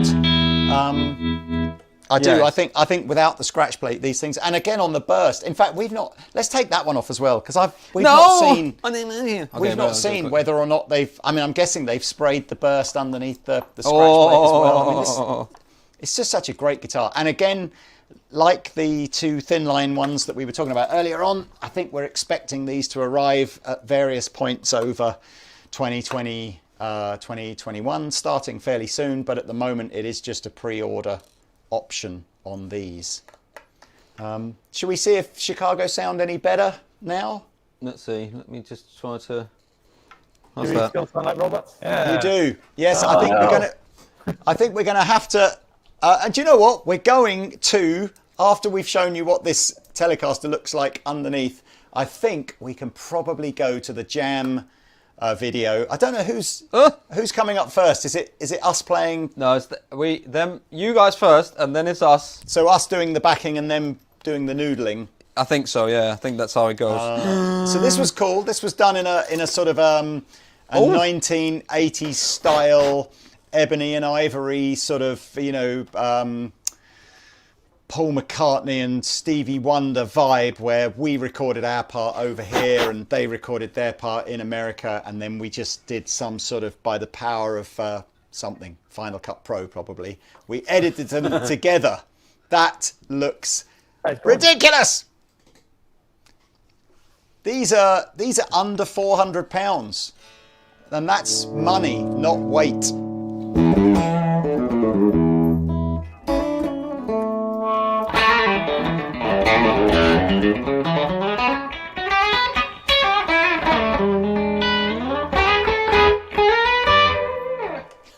So I'm looking for a heads up that we can go to the jam shortly, or am I literally hanging this out for another 5 minutes? Oh, I think we can.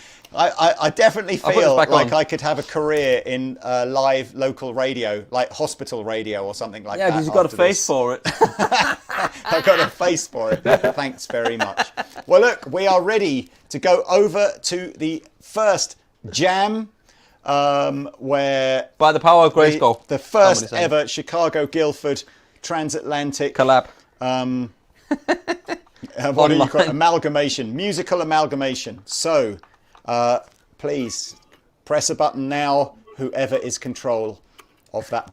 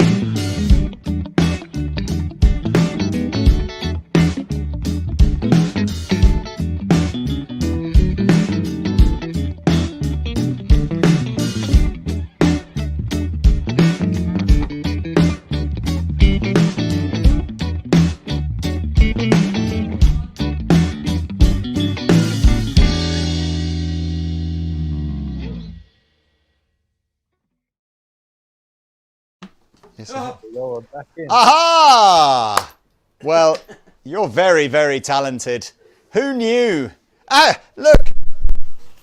Alex has changed as well into someone else. Are these mics work? Can I'm anybody just hear going to me? plug in my headphones. 'cause We I can hear you. Can you hear us? Run Can you- to I the Can you hear Joel? toilet. I can hear you, but I don't know if you can hear me. I can absolutely hear you. And actually, Oh, Joel, you can? You can hear me? yes, we can. Oh, and cool. your audio is fixed. You no longer sound like Daleks, which is awesome. And actually, you have joined us just as the schedule was to take a little intermission for us all to go and, refuel and do other things like that. So I'm pleased that your audio is working. And now, apologies for getting you guys all set up there, because we're about to go essentially to a break where... That's fine. Yeah. So if you're watching from the UK, we will be back at 6:15, and if you're in Chicago, I think that'll be 12:15. So please go and do whatever you need to do for half an hour, unless of course you're a famous bass player, in which case don't do that for half an hour. And I'll see you back in half an hour. Okay, Joss, please get me out of here.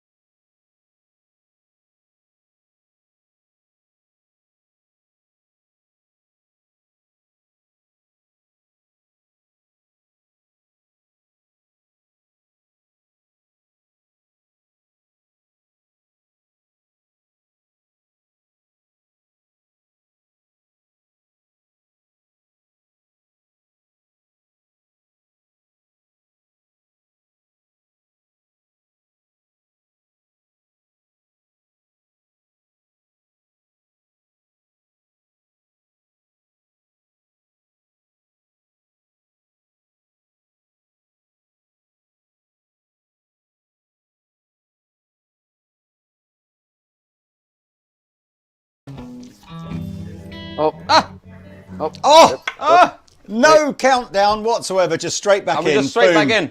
Straight in. Welcome back, everybody, to our inaugural live stream with our friends from Chicago Music Exchange. Yay! And we have a new presenter. CME have wheeled out the eye candy, and it's Joel now. Hey! The eye candy. Yeah, exactly. I tell you what, Alex ain't happy about that. You've upset him big time. Yeah, That's why he left. it's my day off. I was doing a hand modeling gig, and I decided to come in and. Well, look, everyone, it's lovely to have you back. I hope you enjoyed your little intermission and went and did something appropriate. We went and had sushi. We did. Very quickly at a local delicatessen. Yeah, it was that's very why nice. I'm quietly further away from Lee right now because Yes, it smells of fish in here. Some of the people in the live stream in the comments did something very inappropriate during the intermission. Oh no, really? Did they? I tell you, Tell us people about should it. set a better example these days. That's all I'm going to What say. were they doing? Tell us. Hey, is this? Can I hold this? No, I'm not that sure. one yet. No, but they're No, purple. don't hold They're this going one. purple, Sorry, mate. delete that. Press the crash button. I think they look like they're going purple As you there, know, everyone watching, we thought we would host this live stream with our friends at Chicago Music Exchange because we've been making guitars together for about a year. I say making. I sort of feel that sort of No, we literally were like actually building them together with our hands and wood. yeah. Yeah. Well, the Always- videos or the Yeah, guitars. absolutely. So more designing and collaborating with the beautiful people at Fender. And we're so excited about the guitars that are coming through in 2021. We thought we would do a live stream to unveil them and show them. Yeah, And talk about it. do you know what? My eyesight is so bad now, Pete. I can't imagine why. But have you got the purple ones on screen as well? Yeah. Yay! Yes, that's what you. Oh, man, you do need glasses, dude. I do need It's glasses. just so bad. So, come on. In fact, Joel, we've never met before, at least not properly. No. Right. So- I mean, this still isn't proper, but yeah. I know No, what you mean. yeah. But I've seen you on many of my favourite CME video clips. So, how long have you been at CME and making crazy videos? Oh, literally a decade. No way. Yeah, there's some videos of me where, I'm much younger. Don't But say that. Don't talk about that. yeah, I know. I don't even want to. It's kind of depressing. But it's been a very, very long time, and the videos have evolved and changed. They were like one level of production quality, and then they became a different level, and then another thing entirely. So it's been kind of fun, and everybody in the industry kind of has also upped their game along with us. So. You pioneered the the railway tracks, didn't you, for the camera? So you'd have the beautiful moving camera panning shot across you. Like, I was very jealous of that. We nearly bought some entirely for that reason. And then we found out we just used the Ken Burns effect. Yeah. Oh, the Ken Burns effect. Yeah. The boring and pretentious guitar video. Yeah, exactly. Yeah. Slowly, and you have to talk really quietly and softly. This is a Squier classic vibe. That's how you know it's good. That's how it's serious. Is it? So what is it? What is it about this dark metallic purple with a tortoiseshell guard that you can put it on almost anything and create one of the world's most desirable musical instruments? It's a good question. I think it speaks to something primordial in the human brain that makes them want to give you money.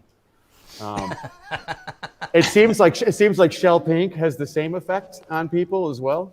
Yeah. But yeah, I don't know. It's honestly, it's the same thing. If you have like a $5,000 custom shop guitar in sparkle purple, it also just disappears. Yeah. So people love it. I think it's one of those things where it goes so far beyond the line of like normal and reasonable that it comes back around and becomes cool. Like, it's not like cheesy, it's awesome.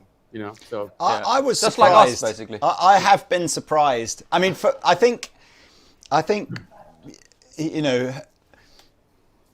purple for Andertons feels a bit like shell pink for CME. Like you Oh, no! you kind of did this thing, yeah, and yeah. and then everyone went around the world. I need a shell pink guitar, and and I think, Pete's telly's inspired this purple thing, which is just crazy. But I know we did a Telecaster in the metallic purple, a classic vibe telly, and we did a fabulous looking Jazzmaster with a gold pick guard on it, but we've not done a Strat or a Jaguar before. No, which was the next normal step in the evolution. But I'm pretty sure these were ideas that you guys came up with, and I know there's a weird difference between the US and the UK in terms of your love of Jazzmasters and Jaguars, the offset kind of thing. It's way bigger over there than it is over here. But come on, tell us some fun Jaguar anecdotes. That's a Jaguar anecdotes. Well, yeah, we do for some reason love offset guitars here in America. I don't know why. I don't know why either. No, they're good. It's not that not that I don't know why people like them. They're great guitars. It's just like I don't know specifically why. It just seems like in the under 35 subset of like indie rockers and worship service rockers and Americana rockers, they just love these things. Yeah. I think part of it originally was like kind of like everybody like discovers like shoegaze music at some point in their guitar life, like that's just those crazy layered guitars, the My Bloody Valentine thing.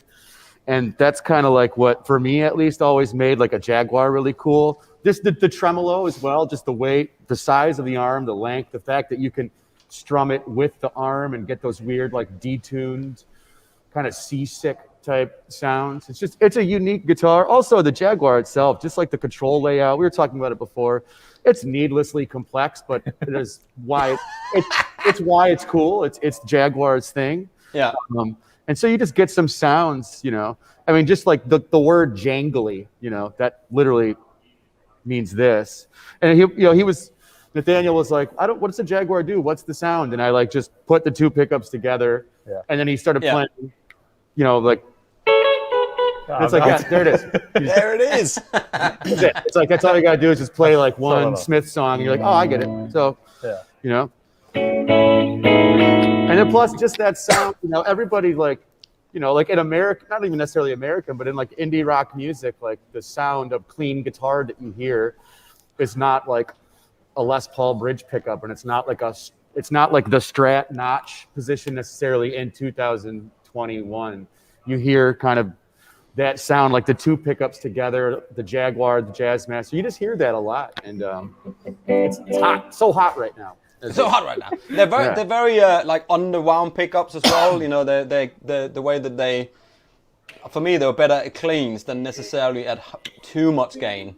True, and they tend to squeal like a stuck pig when you put too much gain. Squeal like a pig. So, yeah, they do actually. Yeah. But which is also can be useful. Joel, you sound like a bit of a Jaguar expert, and I feel like I want to ask you. A Jagspert. Yeah. A Jagspert. Oh no! That actually sounds really gross. So. Yeah, no, it's fine. Jagspert. Is that a little animal that's in the tree? From now on, be known as Joel Jagspert. So now I know a little bit about kind of what Leo was trying to do with the trem system that goes on the Jaguar and the Jazzmaster, but I've never really fully understood what he was trying to do with these sort of different rhythm circuits, and I never really knew whether or not the metal teeth that go around the outside of the single coil pickup is some attempt to make the pickup sound different, or whether that's just a visual aesthetic. None of it makes any sense. And like, why is it a shorter scale than a Jazzmaster? It seems arbitrary, but Yeah. So I heard those pickups inspired. I'm looking for you for answers.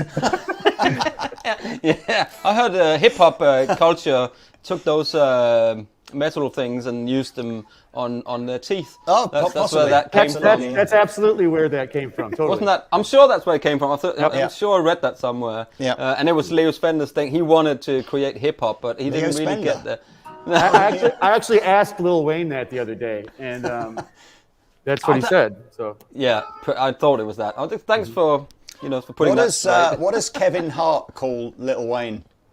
Just Wayne. Big Wayne. Sorry, do you know what the most embarrassing thing is? I literally heard that on a Justin Bieber being roasted thing that came up on Facebook from about 10 years ago the other day. So as that was the one and only time I'd ever heard a Little Wayne joke, if I'm so English, I can't even call him Lil Wayne. I have to call him Little Wayne. Little Wayne. Little Wayne. Sorry. Little Wayne. So are we basically skirting over the fact that none of us know what any of the reasons behind anything on a Jaguar are, and we're just basically we're just making shit up. This is Okay, good. Exactly. Yeah. Yeah, because it's quite interesting because it's both the Jazzmaster and the Jaguar. Why is it like this? We don't know. We don't know. We've but established Can that somebody our, tell us in the our Jagspert from Yeah. Chicago doesn't know. There's a Jagspert in the comments for sure. There must be.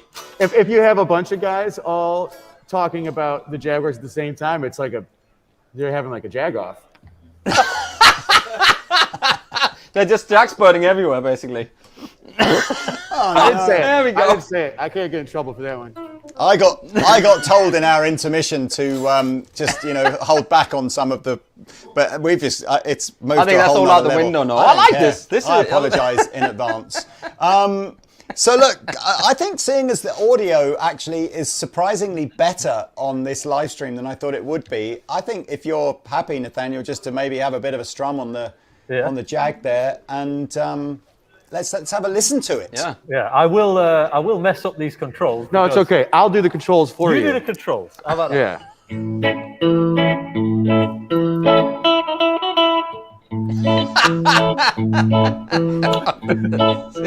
See, this knob is like it's like goes from like you're a little boy and then you go like this and you become a man. See, little boy, play. So small, he's not confident in himself yet. And then, boom, puberty, right there. It's a puberty switch, you say. That's exactly what it is. No, cough, yeah. The Jaguar neck pickup is actually a pretty great little sound. It is. It is. And then again, really thin neck. And then did a lot of work like the F1 neck workouts. And then boom. Now he's got like the Lando Norris neck. And see, you go like this and you get no sound at all. So, and then It's almost like a kill switch. You can use it as a kill switch, basically. but you gotta do two at once, which kind of sucks. Well, if you put a little, True. if you put a toothpick or two toothpicks on each side. So if you're playing guitar on stage and your friend does this, you can get like a tremolo sound. Yeah, it might be a bit. Yeah. Yeah, and from the wrong angle, it would look a bit suspicious, but It would. But some people like that, you know. yeah. Now this is the switch. This is the thing that nobody asked for, and they're like, do it anyways. So That's the rhythm circuit, right? there we go. I think this is like maybe he thought people would actually play jazz on this in the Jazzmaster, so this is like the jazz sound. Yeah. That sounds like jazz. What did you play? Oh, You played so late. Oh, yeah. Oh, here comes the Daleks here again. comes the Daleks again. Oh, no. I think we're good now. We're good now, right? No, No, your you're going audio has Dalek just again. gone Dalek again. Intergalactic, Okay. intergalactic. What did you guys do to fix it last time? Did you just do the quick turn everything off and on again, or Yeah, are you? it was the Apple fix. Oh, Yeah. turn it on. Yeah, on. you just turn it off and turn it on, and everything's fine. You may need to do that. You might need to do that again. Actually, what happened was that the software said you need to update, and so we did, and then nothing worked after that. Oh. It's like that. So it was the Apple Thing, you know. Make me fix it. Yeah. Anyway, look, I Yeah. tell you what we'll do then. Whilst you hopefully fix the audio at your end, yes, Pete will talk you about a purple Stratocaster. Well, that's it. That's, Yeah. you want to plug it in? You are No. You want to plug it in? Would you like us to plug it in? It's any audio from your end at the moment is Yeah. terrible. So I'm suggesting that Pete does the playing. Yeah, maybe you for this and you segment maybe whilst restart the Dalek again and see what happens, or Yeah. something. I don't know. phone Tom Baker. Is it even the voices are bad, or is it just this? It's just the voices. Well, I think it's everything your end, but the voices are particularly bad. No, the guitar. All of it. Yeah, really bad. Yeah. Really bad.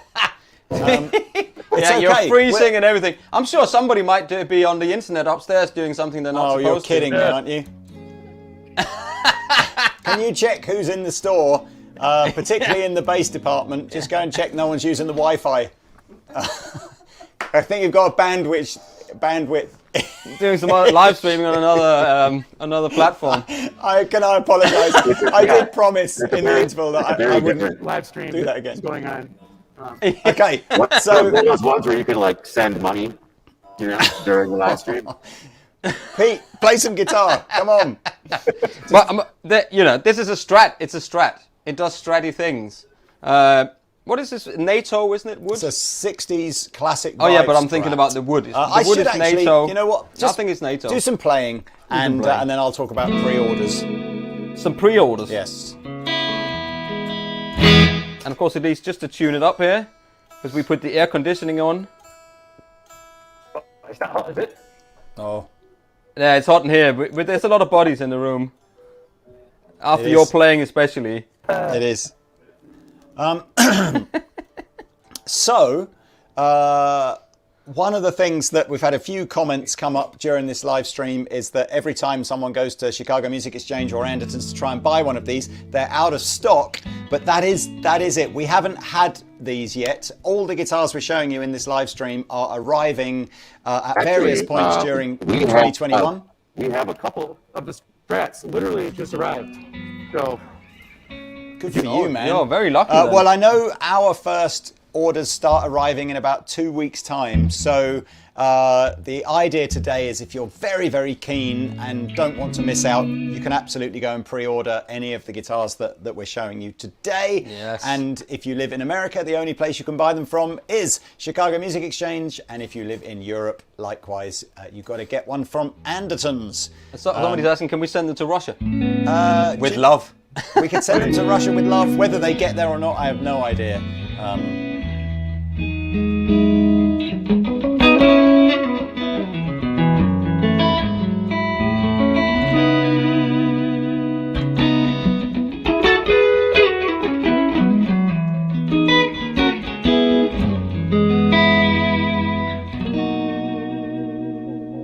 it sounds like a Strat. It sounds like a Strat on the neck pickup. Yeah. This should sound like a Strat on the middle and the neck.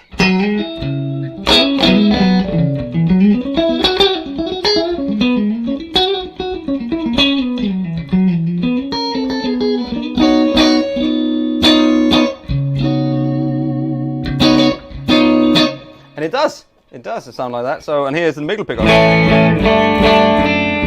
left the string.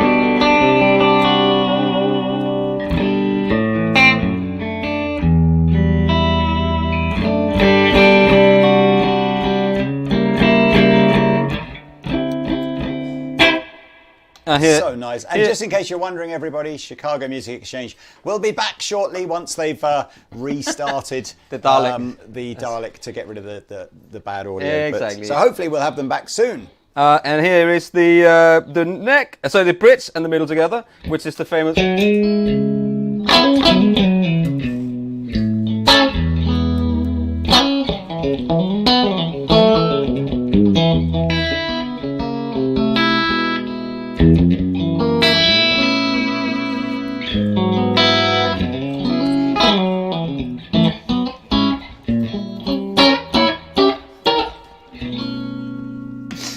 Oh yeah, and here is the bridge.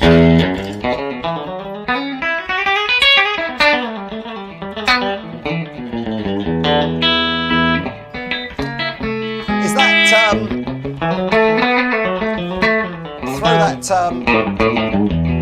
throw that loop on and we'll just jam away. for I a don't know minute what until- loop that they're was I back. did. Come on, please They tell are me it back. works. Let's listen to you guys. Can you hear me? Yay! Good. I don't know what's happening there, but that's okay. We can. You've I got love buffer. it. I think it's a buffer problem. You're buffering. There's some buffering going on there. Buffering used to be such an issue, like in the 90s. Really, remember that? You'd be watching a video and it would be buffering, and you'd be like, Yeah, what kind of Yeah. video are you thinking about? I don't know. I buffer my muffins all the time. just good videos. Yeah, there's lots of good videos. Yeah, yeah, it's good. I Well, mean, we were just running through some things now. It's like a hub where you can find all the good videos. You know? Oh dear, don't go there. It's fine though. So, do you want? I mean, Joel, do you want to give us some notes at your end? Let's have a little listen. Or have you swapped guitars? Who's got We the Strat swapped. now? He's Oh, you got the swapped. Strat. It's tuned up. It's good to go. Go on then. Play one of those Michael Jackson songs. Oh, do we want that? Yeah. Oh, please, yes. That's what I do want. it. Yeah. Man in the Mirror. Oh yeah. You just literally, I can't. You pick the Every one song word he that doesn't comes out of know. my mouth. Can you do Ebony and Ivory? You put me on the spot. Wait, hang on. What was I playing earlier? Ebony and Ivory. Don't stop till you get enough. That was good. Wait, what, Bad. What was it? Bad. Don't stop till you get enough. How's it? There it is. It's ironic because this is actually good. You know. Is that Mark Agnesi in the background?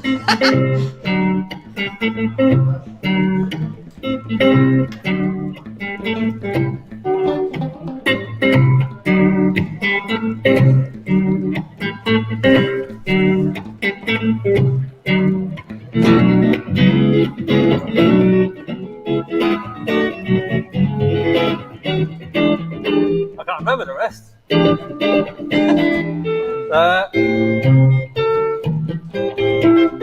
So cool.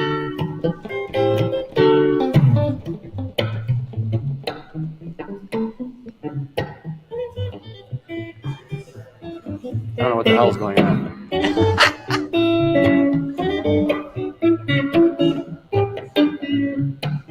Okay, you play afterwards, Levi. Are you gonna sing? No. That was. Was that not? No. Oh, no, it's right, Stevie, wasn't it? Another little bit of Stevie. Go Why on. not? I'm sorry Great, about that. great. I mean, yeah. I mean, what do you get for this amount of money? Otherwise, that's what I'm saying. I think they're yeah. amazing guitars.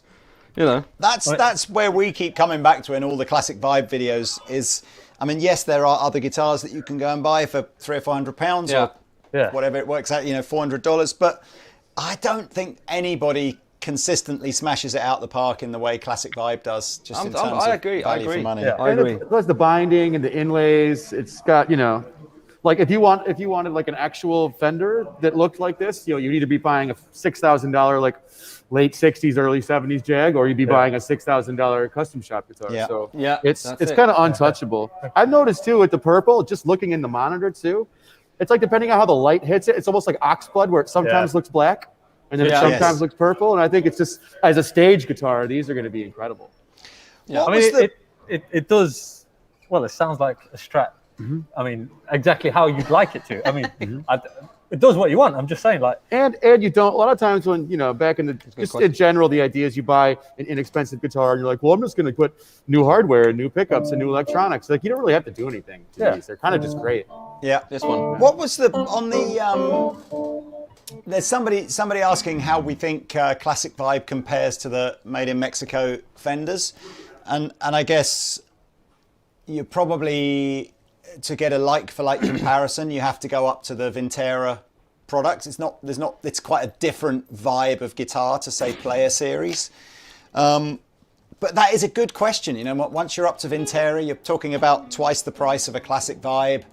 And I guess, I mean, with guitars, it's never like linear. You're not getting No. twice the guitar. No. You're getting, it's like you're doubling the money to get like an extra 3-4% at the end of the day. And, it really just comes down to what you want. I mean, you're not going to get a Vintera that looks like this. They just don't do it. So yeah. Yeah, it's right. Somebody's saying it's more like the brand. You're paying a little bit extra to get, it says Fender up here instead of Squier, I guess. But you get like American pickups kind of thing, and I think there's a that slightly kind of stuff. different. Isn't the trem system on Vintera slightly more authentic to the American but not trem systems on the? Oh, not on the Strats. Not on the no, I Strat. meant on the. If you're on the looking at Jag the and the Strat thing, Jasmine. it's basically the same, isn't it? Is the '70s Jaguar vibe an actual throwback to a model from the 70s? Like, was there ever an original block inlay Jaguar, or is that something that has been sort of... like, it'd be like late 60s, you'd see him, sure. You would. But not in purple, that's for sure. No, because I kind of feel like there are some guitars, I'm Sorry never about that convinced that block inlays really work on a Strat. That's just personal for me. Oh, you mean but like the... block inlays on a Jaguar just look absolutely brilliant. It works with the rest of the guitar and the bigger headstock as well, I think. But It's always been visually, I think, the mix of chrome and a scratch plate and the body color and everything. I've always felt the Jaguar pulls that off better than any other guitar in the Fender. twist that in the light there to get that color, and then twist it in the like light. the oxblood kind, so very purple like that, and then it goes like black to purple. Yeah, kind of to almost. black, Yeah. like those like 1990s like Mitsubishi Eclipse and like the When they drive past you, they rock you, and then it's orange. It's like green, and then it's purple, and then it's orange, and then it's green again. Yeah. You're like, what was that? Who was that? I don't know. Should we? I've got an outfit like that as well. Should we grab a couple of the other guitars that you guys are? Yes. I This think we is, should. I kind of feel like we've given a lot of love over to purple, and Yeah, it doesn't now need that. Love needs to be shown. Can we not take this down then, Lee? Oh, that's true. I don't really know why we've got a really dirty red curtain behind us. We can absolutely get rid of this. Yeah, So- I know what we do. Sorry about that. It was just in case anybody needed to go and live stream anywhere. We could just literally run behind the curtain and then no one would see. So, unless of course they were videoing you and decided to post it on their Twitter account. Anyway, look at that. Now, come on then. Cut that out. Cut that out. What were you doing? What's happening there? We're it's just playing, we're messing with it. There was no issue with the knob falling off or anything like that. So, look at that. So, I mean, I'm interested here because you've got on your side, you've got Nathaniel, who's again, you see him on Instagram with 12 strings and mandolins and all kinds of different instruments, making cool, doing cool covers of guitar sounds. And we've got Pete here, who again, give him something different like a lap steel or a baritone, and I know he goes off in a different sort of inspirational direction. But start, and I'm sure, Joel, I'm sure you're very talented as well, but we're not going to talk about that for the time being. So Nathaniel, when you get given a different instrument to a normal 6-string guitar, do you have to make a conscious effort to try and play something differently on it, or is it just something that very naturally sort of you feel you steer in a different direction? No, I've seen it. He has like anxiety attacks and he's like bedwetting and all types of stuff. You can get this kind of mat with you if it rings if you do that. So I can recommend one of those. I kind of do. I mean, no, I always. I mean, it's always a process, I suppose. I mean, this obviously it sounds great, but it kind of confuses me in the same time, because I mean it's such a great instrument, but in terms of doing voicings and stuff, you have to be. It doesn't vibe with your British sensibilities. It's. I mean, we were talking about that as well. But it's like a guitar, isn't it? It is. You just play it like a guitar, but I guess you do have to. It is like a guitar. Yeah. It's kind of like. It is like a guitar, yeah. Play an open E chord. See, he's looking forward to this. You ready? Not ideal. Well, that's what I'm saying. You're a different key. You're a different tuning. Oh yeah, what tuning are you in? I'm in. I don't even know. Oh, are you an E sharp? I'm in E. Are you E flat then? You E flat? I don't know. I can. I'm probably slightly out of tune, so. Oh, evidently. Do we have a snark? Do we have a snark anywhere? Can we get a snark? Don't be snarky. But I can do the open E for you. Here we go. Listen. Yeah. Because I think what Joel was sort of implying there was that maybe you wouldn't play a big open E chord on Or maybe you would. I don't know. The D was all right. The D was all right. I just said before. But maybe it's a bit low. So where that was what I was trying to get at. Where do you feel like you want to go when you've got a guitar like this sat on your lap? I mean, I'd try and come up with an arrangement or something. I mean, I'd probably lean towards something. It's funny. It doesn't lend itself to what you typically do. Yeah. Usually, like when you hear bass sixes on record, like you hear, it's like a lot of single note lead stuff where it's a timbre that's just your ear's not used to. Like old surf stuff, you'll hear a lot of like your single note, or I mean, obviously Robert Smith, you hear a lot in The Cure. That's It's like when you want that sound, like that again, that kind of offset sound, but you need it in a register at a timbre that like a normal tuned 6-string guitar doesn't provide. That's kind of it's a unique instrument. There's a really good band from Chicago called the Life and Times. They're a 3-piece, and the bass player plays a bass 6, and it allows him to do some cool like lead type stuff with delay and fuzz and stuff like that, while the guitar will kind of handle the rhythm that you wouldn't be able to do on a normal bass. So it does like open your vocabulary as a bass player. But even as a guitar player, like I think it'd be cool if there was like a 3-piece band where it was just drums and 2 bass 6s and they just like figured it out. It'd probably be awesome. It could be. Maybe somebody should do that and you can give me credit. But is it like, I mean, certainly over here, one of the coolest bands of the last 5 years has been a band like Royal Blood. Where it is just a bass player and a drummer, obviously when the bass player sings. But it kind of feels to me like, I know he just uses a conventional bass and like a octave up style POG pedal. But I sometimes sort of think with a bass 6, if you're a guitar player that wants to maybe get more into that vibe of music, but we can try with the fuzz. You could take a bass 6 and be quite at home. Do you want to try with the fuzz? Yeah, give it a try.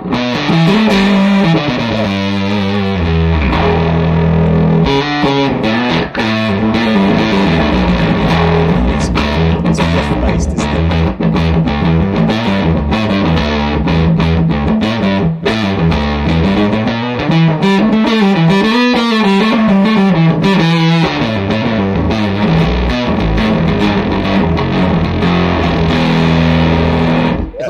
It's like a riff machine.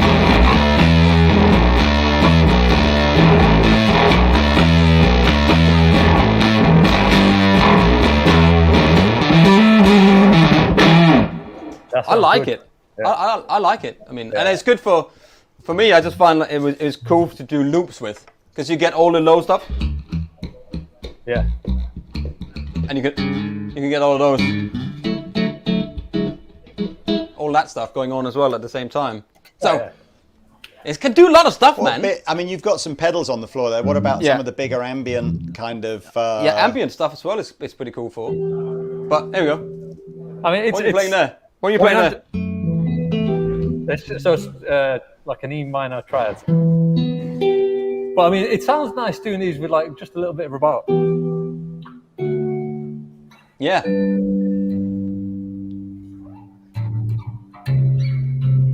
Or whatever, you know.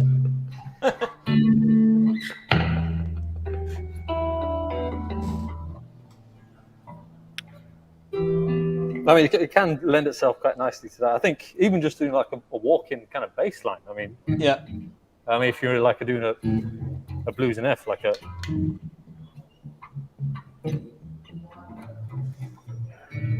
And if you play it as just a normal bass, it is a very non-traditional bass tone, even when you're playing down in the bass register. So that's kind of cool too. Just if you want something for recording that isn't a P bass or isn't a jazz bass, or it does sound. It's quite fun. See, he was talking shit like before we did this, and now he's having fun. But that's exactly what it does to you, a bass 6, or even a baritone to a certain extent. But I think if you want to jam with others like we do, because it's tuned to a normal guitar tuning, E-tuning, it's much easier to get around in your head than you have to have much heavier strings on it and tune it to a B on A. And you're going, okay, what key are you in? I'm in, and it's like, oh, and you've got a trem system on there. And you got a trem system. It's the only bass in the world with a trem system. Because I saw Gretsch did that baritone with the Bixby on it. Do you remember that one? Yeah. But so you could do notes too as a bass 6. It works just as well. I'd imagine this with like a nice chorus pedal might sound pretty cool. Yeah, but I've got one here. Oh, there we go. Yeah.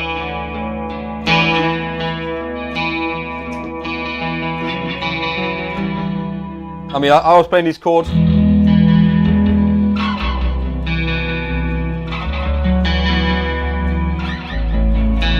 Yeah.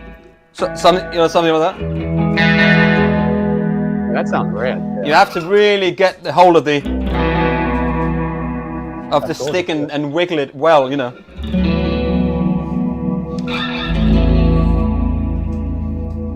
There's me trying to accompany Pete going, why is my guitar not working? Yeah, that was like the Chili Peppers at the Super Bowl.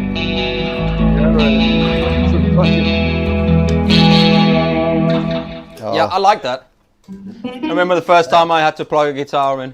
There we are. I need neon. I need shell pink plectrums. Then I could see them when I drop them on the floor. Oh, you were playing. So- I heard you play. I heard you play this one. Oh, sorry, I just put this one.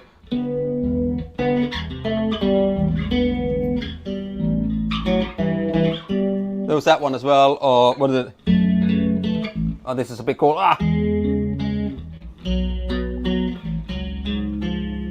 For that kind of, that was the Sting stuff, which is normally played on nylon string guitar. I think that sounds pretty cool on here as well. If you got long enough grips, because mine, I mean, it's like. Yeah. And then I hurt my face on the. I just think it's a great looking guitar. I love what you've done with the shell pink, adding the matching headstock. Obviously, the Jaguar is more 60s inspired, so stick with the dot inlays and the straightforward non-bound neck. But tonally, it's identical to the purple one. I don't know if you notice, a little detail, you go with parchment guard on the bass 6, or did we go green? No, yeah, parchment on the 6 and then green on the Jaguar. And it's subtle. You can't really see it in the stream so much, maybe. I can't, no, but it's just a little difference. And it's funny how the green pops on the pink, but we wanted to kind of go slightly different for the bass 6 on purpose. This has a little bit more of a, maybe mid 60s with the white guard, and this is early 60s with the mint. You saw there how much, you got a sneak preview there into just how much time and effort goes into the color selection that Pete and I do when we go. I mean, it's literally. I pointed at this. He points at this, then points at the purple, raises his eyebrows at me, and that's it. It's done. And that's it. That's basically the next one. Next year, sometime there'll be a purple bass 6 with a matching headstock. With a matching headstock. Oh. Anyway, but we didn't talk about that because that's No. years away. What else can we tell you about these guitars? In fact, could anybody remind me of our timeline? Are we due a video soon, or is that ages away, Mr. Producer, Editor? He's just looking for us now. I tell you, Joel, we talked to Alex and Nathaniel in the first segment about what their kind of number one guitars were, and a little bit about their kind of desert island type rig. What's yours? My main guitar is and has been since the moment I got it. It's a 72 Les Paul Custom. Oh, nice. Yeah, it's just, bone stock. Actually, I've had a Bigsby on it and off a couple times. I kind of go back and forth, but yeah, it weighs 11 pounds. It sounds incredible. I own a 68. I have a 68 Black Beauty as well, and honestly, even though it's worth a third, the 72 is such a better guitar. It's not even funny. What's the? I'm not gonna laugh. So I was born in 1972, and for my 40th birthday, I tried to find I wanted to buy a guitar that was made in 1972, and I spoke to a few collectors, and everyone was like, "Don't buy anything Fender, Gibson." Wrong. I ended up with a Martin completely acoustic. wrong. It's completely Really? wrong. 100% wrong. 1972 Gibsons are like sneaky incredible. 71 to 73, it's all the same shit. They're sneaky incredible. Martins, if you find a 1972 D18, you can get it for $2,000. They are absolutely incredible. Yeah, so I got a D35, and it is great, but I don't really play acoustic guitar very much, so I kind of still feel like I want an electric guitar. So, but I don't know if I could cope. I mean, in fairness, I never stand up playing guitar. I always Who sit stands down, up anymore to play It doesn't guitars matter now? how much it weighs. Everybody's gonna, I don't know what to do now when they go back out playing gigs. It's like, I can't play my guitar, it's too low down. It's gonna So go here. 72, but Les Paul custom, right? Or a standard, did you say? Custom. It's a Oh, that's the one. custom. Like a Black Beauty, yeah. Yeah, oh, it's good. Was It's such a was good 72 where on the standards they were doing more of like the sandwich bodies and stuff. But I No, guess yeah, you just don't- they're all sandwiched at that point. They're still mahogany necks. They're 3-piece mahogany necks, so they haven't gone to the maple neck thing yet. But that's Tune just on like the middle. that's just guitar snobbery when guys say that like that's a bad era. Like I mean, Right. honestly, 99.999% of you can't afford the good era. So I don't know what you're talking about. You know. There you go. He's just literally, he's just saying all the things that we Yeah. always thought was a bit, you know, Yeah. impolite to say, but that's what we all agree with you, But basically. yeah, that's kind of my number one. But I've got my first guitar ever, my first real guitar, like American made or whatever, was a 1993 Strat Plus Ultra Yeah. with a red, silver, blue lace sensors. Which I still miss that guitar. I don't know why I sold it. I miss it to this day. You know, We've all been there. But yeah, I've got I got some wacky stuff in my collection. I don't like, you know, I actually don't own a Telly or a Strat right now of any sort. But I got a BC Rich Mockingbird from like the late 70s. I've got the Chris Isaac Silvertone. That's like the best sounding guitar I own. Really? Like an early 60s with the Gibson patent number mini humbuckers. I love mini humbuggers. It's you know, got some weird stuff. I just bought like this guitar is like, it's like so ignorant, but I love it. It's like a 1991 Frost Blue PRS CE24. It looks like an IROC Camaro. It's just, the vibe is so early 90s. I love it. And it's the first PRS I've ever owned, and I'm kind of obsessed with it right now. Is that the one Martin McFly plays in the second part of the Back to the Future, where he sits in the chair He and should be reminisces? playing it. It's like a, you watch like live, like late 80s Rush. It's like, or like That kind of, 90s Rush, Alex Lifeson. Yeah, it's like that guitar. Well, that is good. And then Yeah. what are you playing? Anyway. I mean, what kind of gigs and stuff were you doing before the whole COVID thing locked down? Were you still getting out and playing much? Yeah, I'm in a band. My band's called the Band Royale, and we were, That's a good name. you know, touring and making music, and then COVID happened, so that put a kibosh on it. But we were on tour. We opened for Chevelle in 2019 for like a 2-month run. That was super fun. And then that was like literally like, then we put out a record at the beginning of 2020, played a record release show at like the end of January, and then like world ended. So It did Wow. end. Well, that's a bummer. And what are you going out? I mean, are you sticking with sort of, again, old school tube amplifiers and pedals, or are you know, yeah, I mean, there is some value, no doubt, in like just having, you know, like your Kemper, and that's it. And it would make load in and load out much easier at gigs, certainly. But I don't know. I'm pretty, you know, when it comes to like amplifiers and pedals, I'm pretty utilitarian. Like once I like it, it just stays. I don't geek out about amplifiers. Like to me, it's like, it's a canvas, and I care a lot more about my paintbrushes and my colors than I do about the paper I'm putting it on, right? So, you know, I have a really nice amplifier that was handmade by Brian Carstens, who used to be our amp tech here, and that's it. That's all I need. EL34 is 50 watt. It's like a better Marshall, and yeah. So for me, it's just easier. You know, it's like I you know, like the less knobs, the better. I like to, and same thing with like multi effects units and stuff. Like I understand like the convenience of having it all in one place, but I would rather just like see like, that's my chorus, that's my delay, that's my overdrive 1, that's overdrive 2, that's my boost. I like seeing it all separate, knowing what it does. And plus I have a nice pedal collection. I got a lot of cool, weird, rare stuff. So for me, it would be like, you know, off brand to switch to like a Helix. That's cool, man. I mean, There you go, you're going Dalek again. You got a few fans coming into the comments section here as well, Joel, giving the band a bit of love. So I'll have to go and check. Yeah. Can we find that on Apple Music or Oh, you Spotify can find or it. something? You find it everywhere you normally find it. Yep. Awesome. Yep. Spotify, Apple Music, whatever. I will go looking. I just started following you on Instagram, isn't it? So, you know, I'll check you out. That's true. We should all give our individual Instagram channels a bit of a shout out love here. So, well, somebody's asking where Danish Pete is from. well, Holland, obviously. Yeah, well, yeah. What language do you else? speak, Danish What Pete? other guitars? I mean, should we do a quick recap of the guitars that we maybe I think we showed should. earlier We should in the video? Yeah, because I don't think maybe people are coming in and Who watching. wants Pete to play a bass 6 loop? Come on, Yeah, Pete. Play a bass 6 loop. You know you want to. I just play the same loop as I did before, but with the basics. Let me just see if got I any can drums? delete the. I don't know if the drums are going to work because it's Okay. set up for a different. It's set up for a different time, isn't it? Only if you can jam along on top of it. Have I got chorus on? Or is it just start the tune? That's another thing about these guitars. If you think they're gonna stay in tune, or they're easy to tune, it's like a 12-string guitar a little bit. I feel sometimes. Yeah. Yeah, Especially with the. It's like you're stealing from Peter to pay Paul. You know, you tune up the low E and then it drops everything flat, and you tune it up. Yeah, so. Oh, you're playing Donna Lee. Of course you're playing Donna Lee, bastard.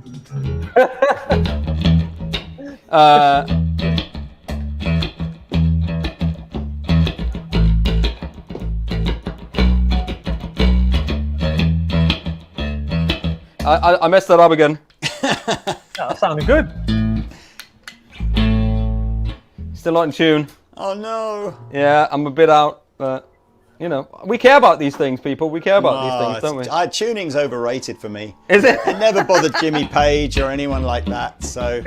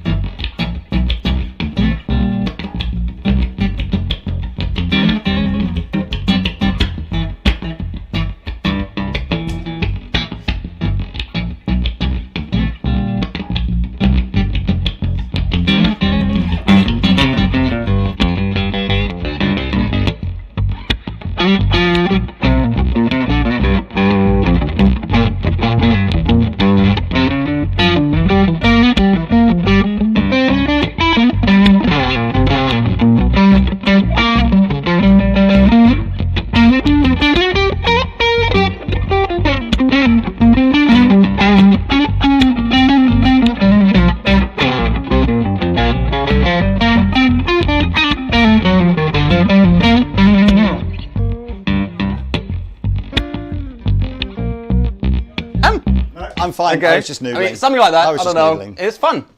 It's fun. We have fun. We do.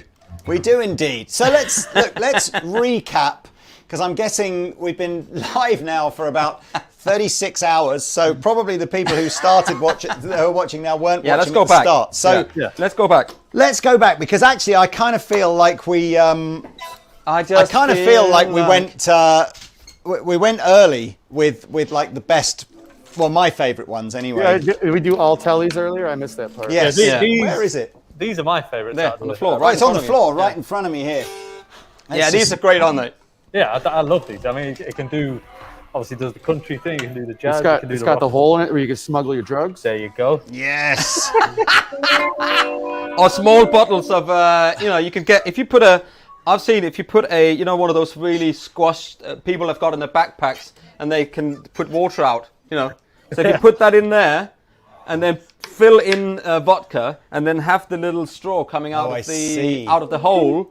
So when you're playing, you just go, you can have it up the strut Did you and around the see back. that is the latest blag apparently now, is that people are going around with hand sanitizer bottles full of vodka. So you can take them into a club, and obviously the bouncer can't tell you that you're not allowed to bring your hand sanitizer. Oh, I've done that for in. years. Doing that for years. It's terrible, terrible, naughty children. Anyway, look. So these are based on the Squier 60s thin line or 70s thin line. I'm confused now. The 60s thin line, I think, or is it the 70s thin line? Might be the 70s. Late 60s. The 70s had a. And we just came up. The butterscotch one there is very much our. We were very inspired by a custom shop thin line telly that we saw a guy called Paul Davids playing, and it sounds absolutely fantastic. And it basically looks exactly the same as that, except his is sort of relict. So that was where that one came from. And this, absolutely, we were saying earlier, my favourite looking Fender Telecaster of the last couple of years was the Ultra in Texas T. And just this idea, but the metallic black, although it's not quite as, a little bit less brown, obviously, and a bit more black than Texas T is. But the scratch plate is identical material.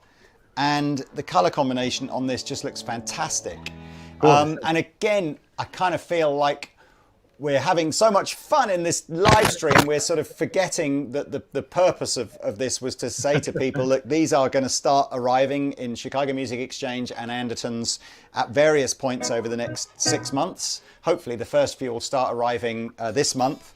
And the idea is that they're very, very, very limited edition, only available from those two places. Yep. And people can pre-order today or from today if they would like to secure one. And they're incredible value for money. If you are interested, you should pre-order one, because every single one of these runs we do sells out, no matter how many we do. Yeah. And then we have to listen to people bitch about not getting one. It's like, well, all you have to do was pre-order it. That's But why. you can always wait too, man. That's what we were saying earlier about the when we did the purple Squier Bullet, and we sold 600 of them in a day. Boom, they just went, and it was like we kept ordering more, and it's like, no, we're not going to do any more now. But they all went so quickly, so they just have to be quick. Yeah.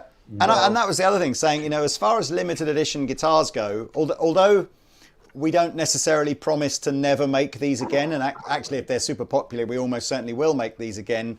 In their initial runs, they're done in such tiny batches. They're done in batches of 250. So they're way, way, way more limited than most other brands when they tell you about a limited edition guitar. Yeah, absolutely. I can file my nails on this as well. I like it. Honestly, man, That's the noise you want, isn't it?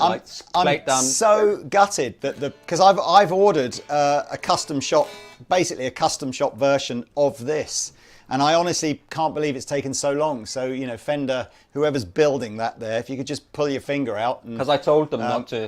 I told them to just keep it back. Have you ever known? Have you ever known? I mean, I know COVID obviously has been a terrible, thousands of people have died and musicians are all out of work and everything.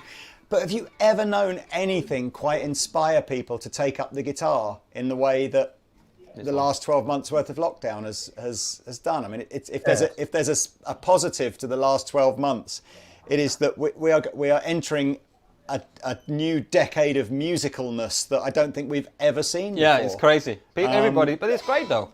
Can you just say that if you were buy a Jag, if UK was you can still buy one from here. It's not a problem. I'd buy a Jag if the UK was still in the EU. You can still buy one. It's not, but you still Yeah, can. it's not, but you still can. Nobody built a brick wall on the border, unlike someone else who tried to. You're not in the EU, so.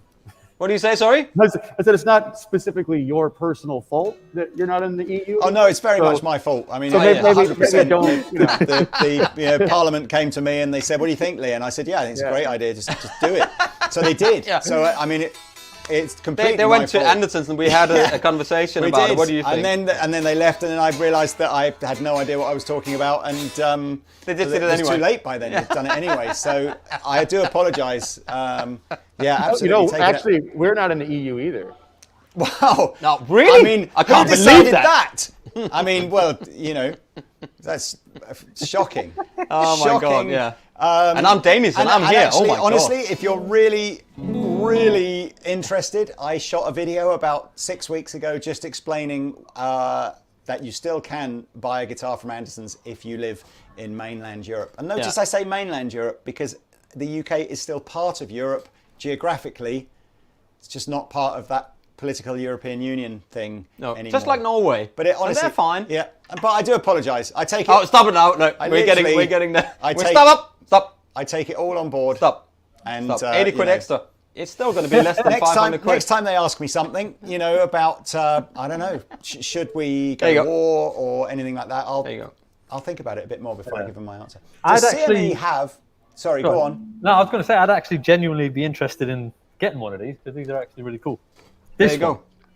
And the weird thing was when Pete and I do the demos on these, and you kind of think at this kind of price, a really good feeling guitar makes for a great sort of mod shop guitar, and then you sit there and go, no, I wouldn't do that. Don't even do that. Just literally buy it for what it is, and use the pickups that are in it, the electrics that are in it, the machine heads that are on it, just don't change anything. Yeah, because I would probably, great. you know, if you wanted to play really nicely, just spend however much it costs to get it set up by somebody who's really good, and then get some. I would put some heavier strings on it for me, you know, or you know, because it's always nice to put fresh new set of strings on a guitar anyway.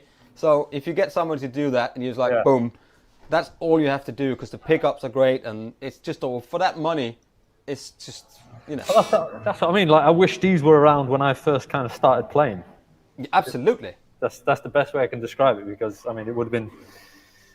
The quality of entry-level instruments these days is exponentially better than it was when I started playing in like the late 90s or whatever. So it's, I mean, yeah, kids are spoiled, but not just kids. Anybody of any age can obviously own this guitar. But it's, these are, for the money, they're just untouchable. It's ridiculous. I honestly feel like Keep saying it. I honestly feel like if I didn't work in a guitar store and was sort of surrounded by these all day long, if there was one series of guitars that I honestly feel like I would collect, it is all the Classic Vibe, like special run guitars, because they're like they're great. They're so cool. And for the money, you buy a custom shop Fender for $4,000, whatever. How many can you buy of these? 10? 10. You can buy 10 of these for that approach. You know, you can have almost all of them in the room here, and left over for a. I've got to say, I mean, I did promise that we wouldn't spend too long talking about these, because these are special runs that are only coming to Andertons and not CME, I'm afraid. So apologies about that. But we've got some normal Telecasters, but double bound in Candy Tangerine and Candy Apple Green. And Pete and I will do a video on the Andertons channel of these in due course. Check those out. I like that green. That green is that's. Well, good. look, man, I'm sure if you, I'm sure Dan, they're not that you can't have any. It's just that if you did order some, you wouldn't get yours until next year now. But yeah, they're great. We're ready for another jam track. We're ready for another jam track, apparently. So now. This is a treat for you, everybody. This is now the CME band doing the backing track. Is it? Or is that right at the very end? Or is this just the demo? Oh, it's the playing. Oh, it's not the jam I track. do apologise. No, I've let the cat out the bag. That's coming later. Purple playing. Yes, this is the very talented CME band now demonstrating for your aural delectation the purple Jaguar and purple Stratocaster from Squier Classic Vibe. Take it away.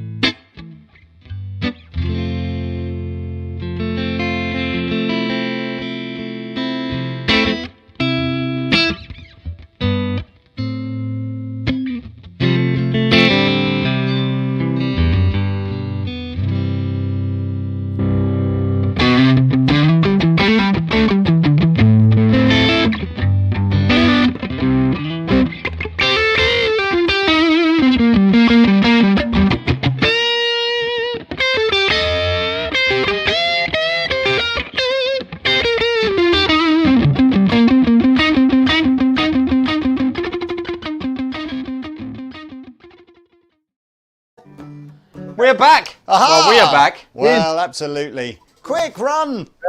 And the results from Lithuania are... Hello! Can you hear me? Yeah. Yes, Can you hear me all right? All right. absolutely. Well, How you doing? we've gone all purple.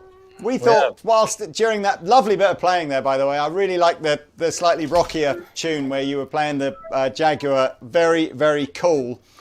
But we thought we'd have a little purple recap here of all the guitars that we've done, most of which I think at some point or other we have ended up in both Andertons and Chicago Music Exchange. But yeah, this is the, you know what isn't here?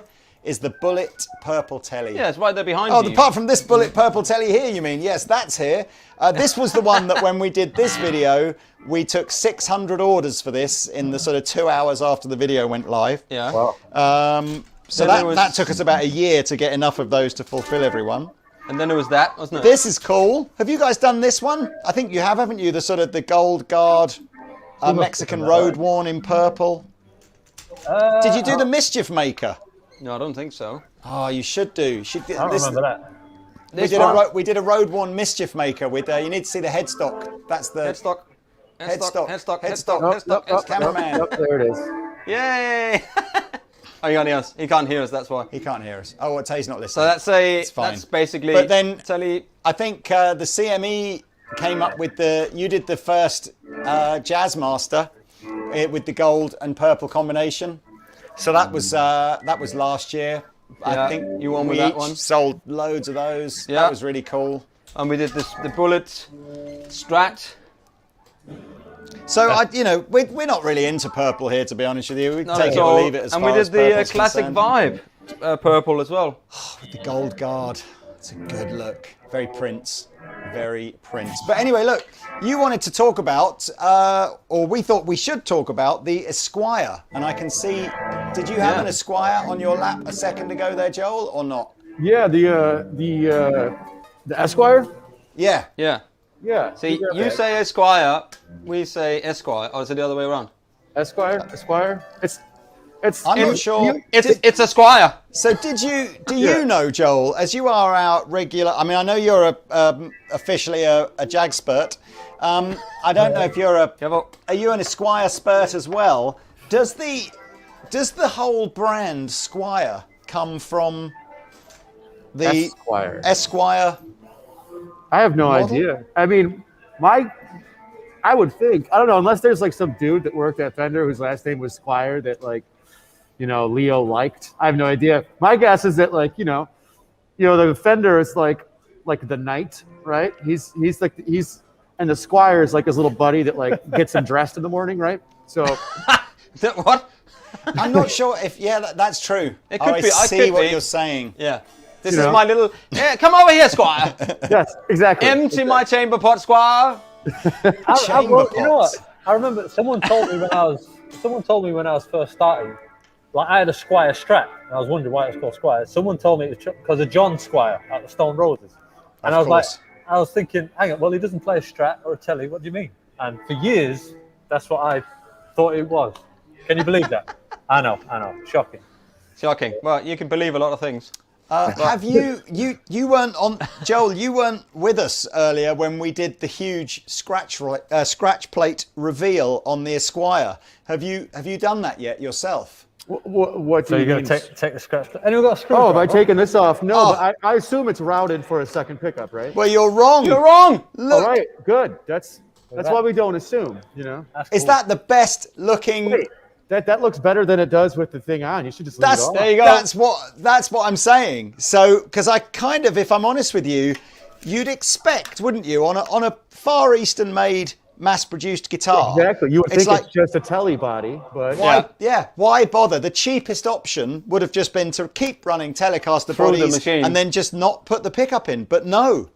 Do you know what I'm slightly worried about is we've made such a massive deal about this on the samples, and then when they all turn up, they're going to go, oh no, that was just a sample. We've obviously routed it like a Telecaster. Yeah. So Fender, Squier, if you're watching now, I'm sending them all back if they don't come through like this. That looks great, doesn't but it? yeah, I mean, You can even obvious- put a Cabrita plate on there. That would look amazing. yeah. mean, I just like it with no plate. plus it's just, there's more wood there. It's a solid thing. Exactly. Who doesn't like more wood? Yeah, love wood. Yeah. Big fan. Solid wood. But I like the fact that, I mean, on double entendre apart or innuendo, whichever one of those it is. More of an innuendo than a double entendre, wasn't it? I like the fact that the wiring on this is also kind of lending itself towards that idea that less is more. So, the back pickup is, you've got this option to only have it routed through the volume control. You've got this idea that you've got a bigger mass of wood for the pickup to be plugged into. And it gives you that extra 5% that, good wood does. Yeah, extra 5%. So, It's late. It's ho. been a long day. What can I say? It's been What can 12 I say? hours. So, I mean, 12-hour I don't work know. day now. Again, I don't know what happened in America, but you've got the blue one, I think, haven't you? There are a couple of other colours that, if you live over here, you'll be able to get from Andertons. Well, but let's just. but over in America, you might have to get elsewhere, which is a shame.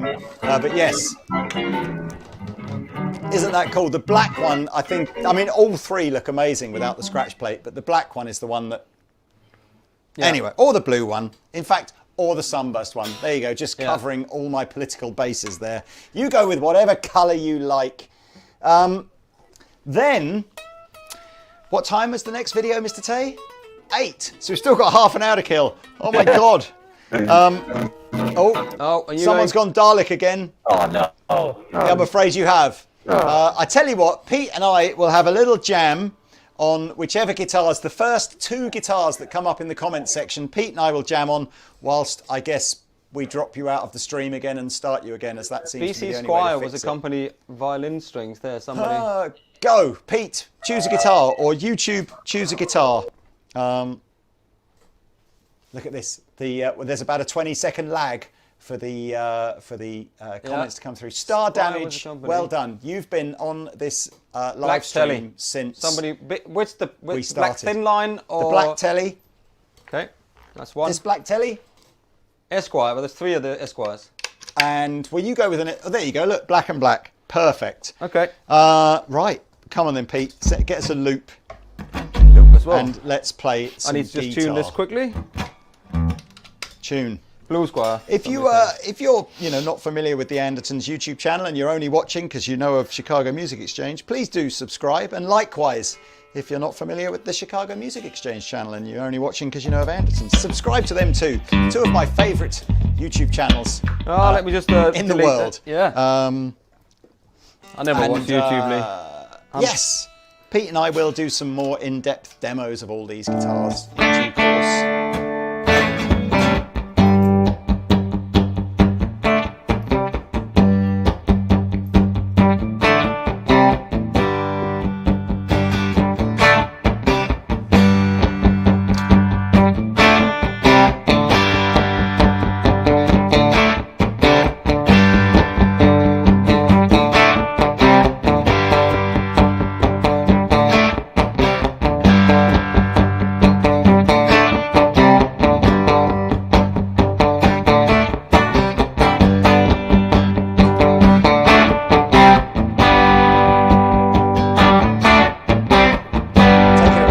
Das war Ludwig so.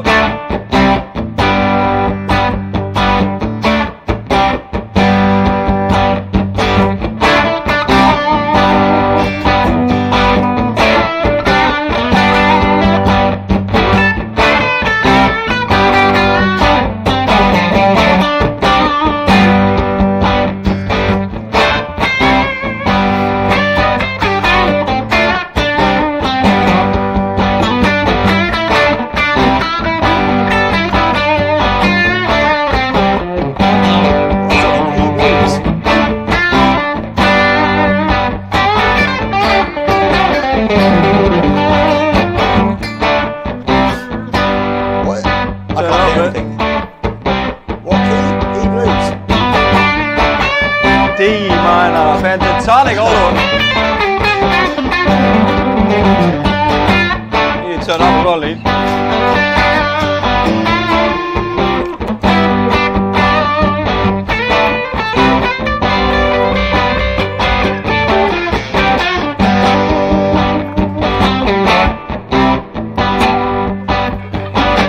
Okay, I'm in.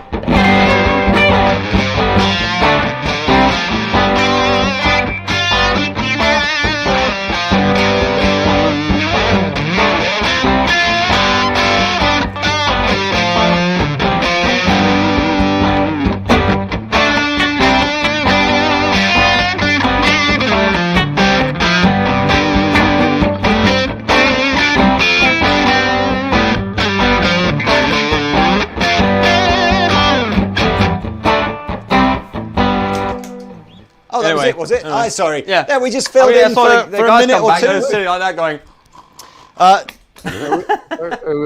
we still darling? legible? No, Can you hear it's us? fixed. can Honestly, hear you. it's the only trick that modern man needs to know when technology goes wrong. Turn it Restart on it. and off, and everything is fine. So welcome back, everybody. Where were we? We were talking about Esquires, weren't we? yeah, Yes. and then, yeah. What were we talking about on the Esquire Well, front? there Dennis? are the many color options that you can't get from us, but you can That's get from right. him. The many that you have to go and buy from one of CME's competitors in America. Why would you do that?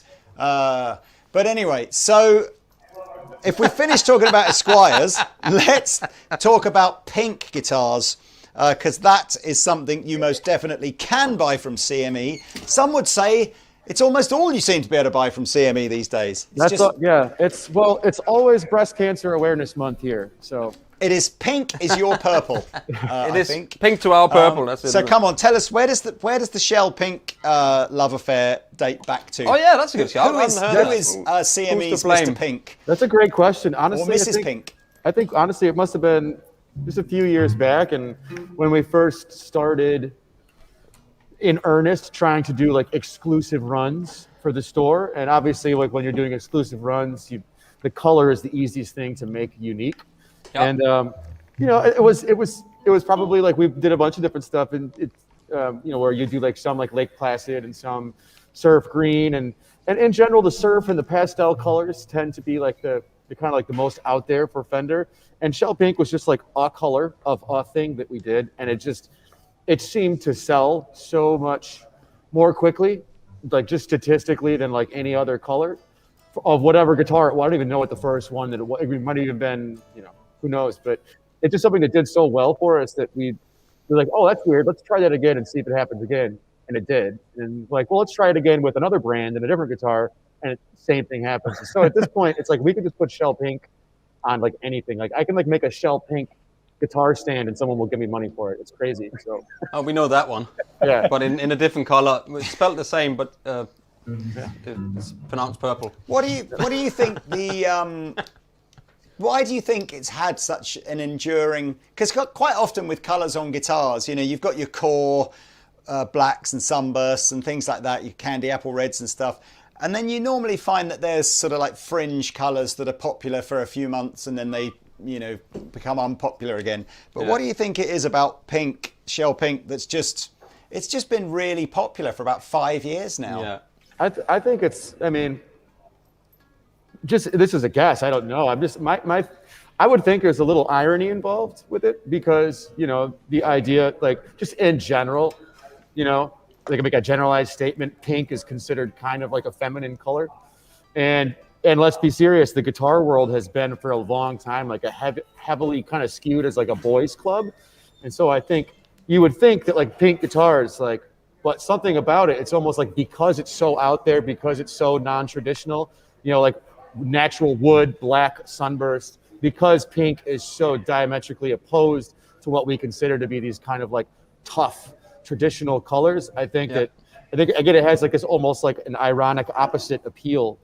And I mean, like I said, it's not just in Fender where the color kind of was born. I mean, we sell, you know, like the Gibson SGs, like the small block USA in pink. The shell pink is still, that's the best selling color of that guitar. So it's not even just that it's a Fender heritage custom color. I think just in general, there's been this like sea change where it's like, it's not seen as like a soft color or like a feminine color or like, you know, it's just a really sharp looking guitar. Plus something about shell pink as opposed to just like a traditional pink. It's got just enough like white and cream in it where it doesn't come off too garish. It's a little more subtle. And it's just a good looking color. Yeah. Yeah.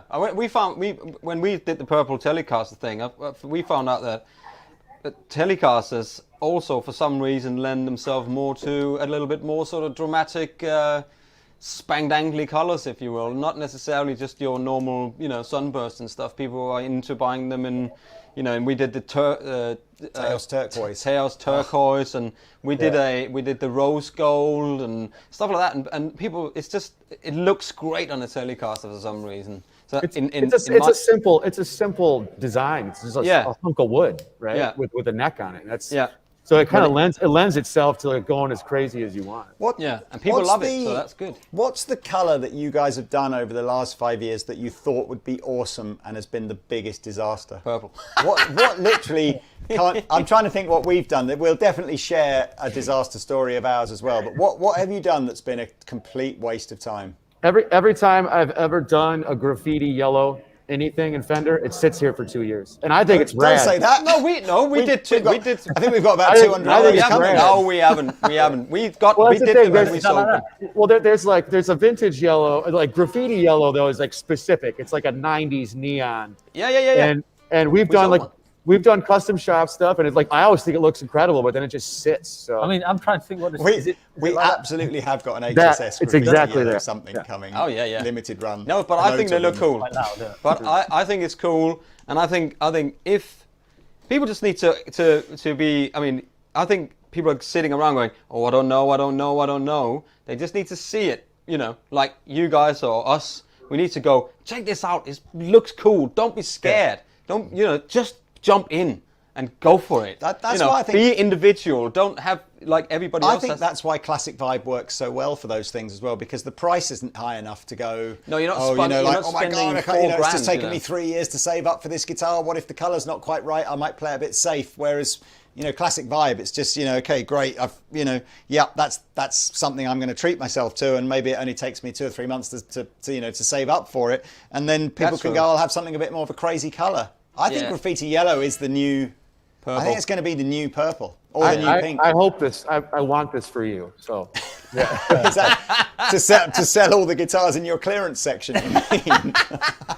I think with people, it was like the orange one, the orange tangerine, and you go a little bit like, oh, I don't know, and then it's like, go on, just get a couple of custom shops, double bound, heavy relic ones. It's like no, and they went in like people see them once. I think that you have to see it and going, oh yes, I want that now. You've got to get the scratch plate right on graffiti yellow as well. You can't. I don't think you can put any old scratch plate. Scratch plate. Black scratch plate. Graffiti yellow. I mean, I so want one. I want a graffiti yellow heavy relic Strat. What's the worst one we've ever done? As in just the one that we thought would look absolutely amazing and wasn't. The purple, I think. Yeah.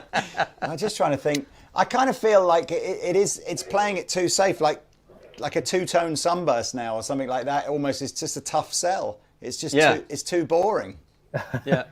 Yeah, two-tone sunburst, non-relict. Yeah. With a maple neck. You're like, you're going, We did Sherwood Green, which I personally really Okay, love. I love green guitars. I love Sherwood Green. I think green also doesn't ever do as well as I want it to, just because Sherwood Green, Cadillac Green, like British Racing Green, like I love green guitars, and they never do as well as I would expect them to, I guess. Yeah. I think we've probably put the wrong scratch plates on it. There's Sherwood Green with an anodized gold pickguard in a relic I mean, if you think about those Gretsch, again, you guys have killed it with that like powder blue and the shell pink Gretsch with the gold hardware on it. I think you've done it on a couple of models. Yeah. And again, I think you could do that in a green and keep the gold hardware, and that would look absolutely amazing as well. Or maybe there is some Gretsch coming in a sneaky collar at some point. Who knows? Yeah. I mean, I tell you, if there's ever a vacancy comes up at Versace or something like that, we're in, the four of us. I mean, we're so down with colour combinations and all these things. It's just different level stuff. Yeah, we know exactly what we're talking about. Zoolander. I What it is. would love to get one of these pink guitars, though. I would love to get one of them. Yeah, I think this is not going anywhere. I love it. I think it's great. It looks cool. Yeah. I don't care what people say about me. No, I like this as well. I do very much. So, what else? I think. Actually, no, I'm just checking this. We got 15 minutes more time to go, yeah? Oh my God! Right, come on. Think of another interesting question, Pete. There must be one. No, on let's screen. take some questions Here we now. go. Star damage, gold hardware, yes. Gold plate, no. What? In my opinion. I mean, if you've got solid gold hardware on your guitar, not only will it not be terribly functional, but it's probably worth about £10,000 just for the parts. So all hardware is gold plate, isn't it? I mean, there's no such thing as solid gold hardware.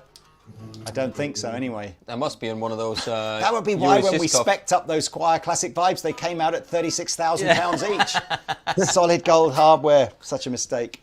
What is it here? Does CME plan on doing any more CME exclusives for the Fender Player Series? I would guarantee it. I mean, it's probably already done. It's just like, you guys know, you conceptualize, you do it, you place the order, you see it in a year, and you kind of almost forget that you did it, right? So I would guarantee we have some exclusive color player stuff coming. Yeah, I'm just trying to think if we've got. I should know this because it's my job, but I can't remember. But yeah, I mean, Dan and your team over there, they are always coming up with cool stuff. I like that you've got a. I like the kind of orange that you've done that's part of the Chicago Music Exchange color in the logo. That's a cool looking guitar. Yeah. Yeah, well, we really like, especially when we're talking about the player series, same type of price point. We love road worn. We just love road worn stuff. Love it. It always does well for us. And so we definitely have some exclusive road worn stuff in the works. Specifically what? I mean, you'll just have to wait because we'll obviously roll that out when we're ready to do it. But I don't know if like the player series specifically, but I know we do have some made Mexico stuff, no doubt, that's coming. It's going to be exclusive with, I think the next round of road worn, if I remember rightly from what we were talking about with Dan, is going to have a bit of an artist kind of inspired vibe to it. Yeah. So there'll be some super, super cool, probably not till 2022, but road worn vibe guitars where you see it and go, oh my God, that's such and such's guitar, or that's such and such's guitar. And again, I'm with you. I think after classic vibe, for me, road worn is the next. I mean, again, nitro guitar, great build quality, American pickups. Quite often will spec. I feel like that's. I mean, just for me, that's the best value guitar that anybody makes at any price point. I think for $1,000 or whatever, you know. I mean, obviously, custom shop stuff is really good, but I mean, you can get lucky and sit down and play a custom shop and a road worn back to back, and sometimes the road worn will win at a quarter of the price. So they're just those are tremendous value guitars. Plus they look cool as shit. I mean, that's the whole point. I mean this is a road worn, of course, Do you have, I don't know if it's a very British thing or a very YouTube thing or whatever, but do you get a fair share of relic hate when you kind of do a video there of we a go. relic Let's guitar? let's bring it out. Come on, man. When you do a video of a relic guitar and you really like it because you genuinely do, same as we genuinely do, and then of course it's the guys like, I don't want to spend extra money to get jeans that are already ripped up. It's like, well then don't. Just don't buy it. Don't buy it. It's not for you. It's fine. I don't want people to get upset. Just like, don't buy it, dude. It's okay. Yeah, That's the best attitude to have, isn't it? Yeah, there is no other answer to that. But I suppose I get naturally defensive because you never see someone that likes relics commenting on a video for a new guitar going, "Oh, I would never buy that guitar because it's not got any scratches on it like that." But so I don't kind of feel like, just like you say, just chill out. It's just, it's not a. It's the old PC and Mac thing, forcing isn't it? you to buy anything that you don't want to buy. It's just a choice. And it's very much a kind of a.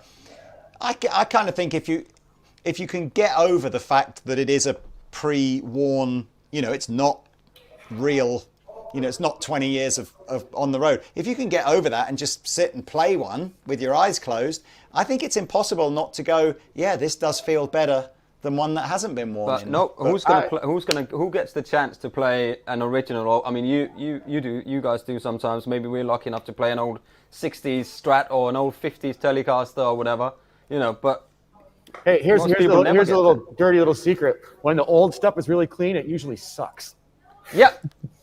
Yeah. I agree. I've played lots of it. The more beat to shit it is, the better they play, the better they sound. It's just a fact. Yeah. If you find like a 1950s Martin that's mint condition, I promise you it sounds worse than one that's had a neck reset and a refret and cracks that are repaired. Like, I promise you. So. And also, who's got 40 years to I mean, I'm going to be dead in 30. Did you see Philip Sayce? Actually, Scott McKeown and Philip Sayce both posted something on Instagram. Yeah. Pretty much the same picture, but they obviously bought some sort of American original series, vintage replica back in the late 90s. No, his dad's one is Scott's original. No, this was an Instagram post saying, here's the picture when I bought it, here's the picture now. Yeah, but Scott's was his dad's old one, and he then has played for...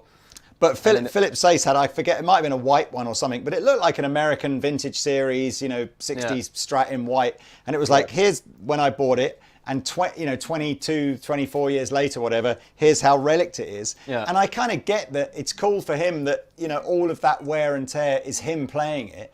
But I don't have time to play a guitar for 24 years, 8 hours a day, until it plays how I want it to play. And play like this. I just need to buy it how I want it to be. And if you buy a brand new guitar, I think you won't just hammer the shit out of it every single day. You'll look after it too much. Oh, I'm not going to scratch it. You'll have that thing where I think, do you know what I mean though? Yeah. You just, I think most people just wouldn't get a guitar to look like that in even 50 years. Oh, no, it's not possible. I mean, you have to literally like Rory Gallagher's Strat looks like that because he played one guitar 5 nights a week for 30 years. Like that's how you do it. You can't own multiple guitars that look like that because let's be honest, most of us don't play enough gigs and play enough music. And plus, like your Stevie Ray Vaughan, like his guitar, he's like sweating cocaine and like playing like, cocaine and whiskey. Yeah, I mean, there's a reason that the guitar looks like that, and most people just like don't wear on their guitars that way. And it's funny because like we'll have something and it's beat up, and a guy will be like, man, if this was like NOS, I would buy it. And then like we get an NOS stuff, and they're like, man, they feel sticky. I wish it was beat up. And it's like, I don't know. There is always You can't. But that's why there's something for everyone in a guitar shop. If you don't like that, buy this, and if you don't like this, you can buy that. And if you don't have the money for that, you can buy super rigid, like what do they call, like selvage denim jeans. And then be uncomfortable for 4 months while you wear them in, or you can just buy some jeans that feel good and like stop being a baby. I don't know.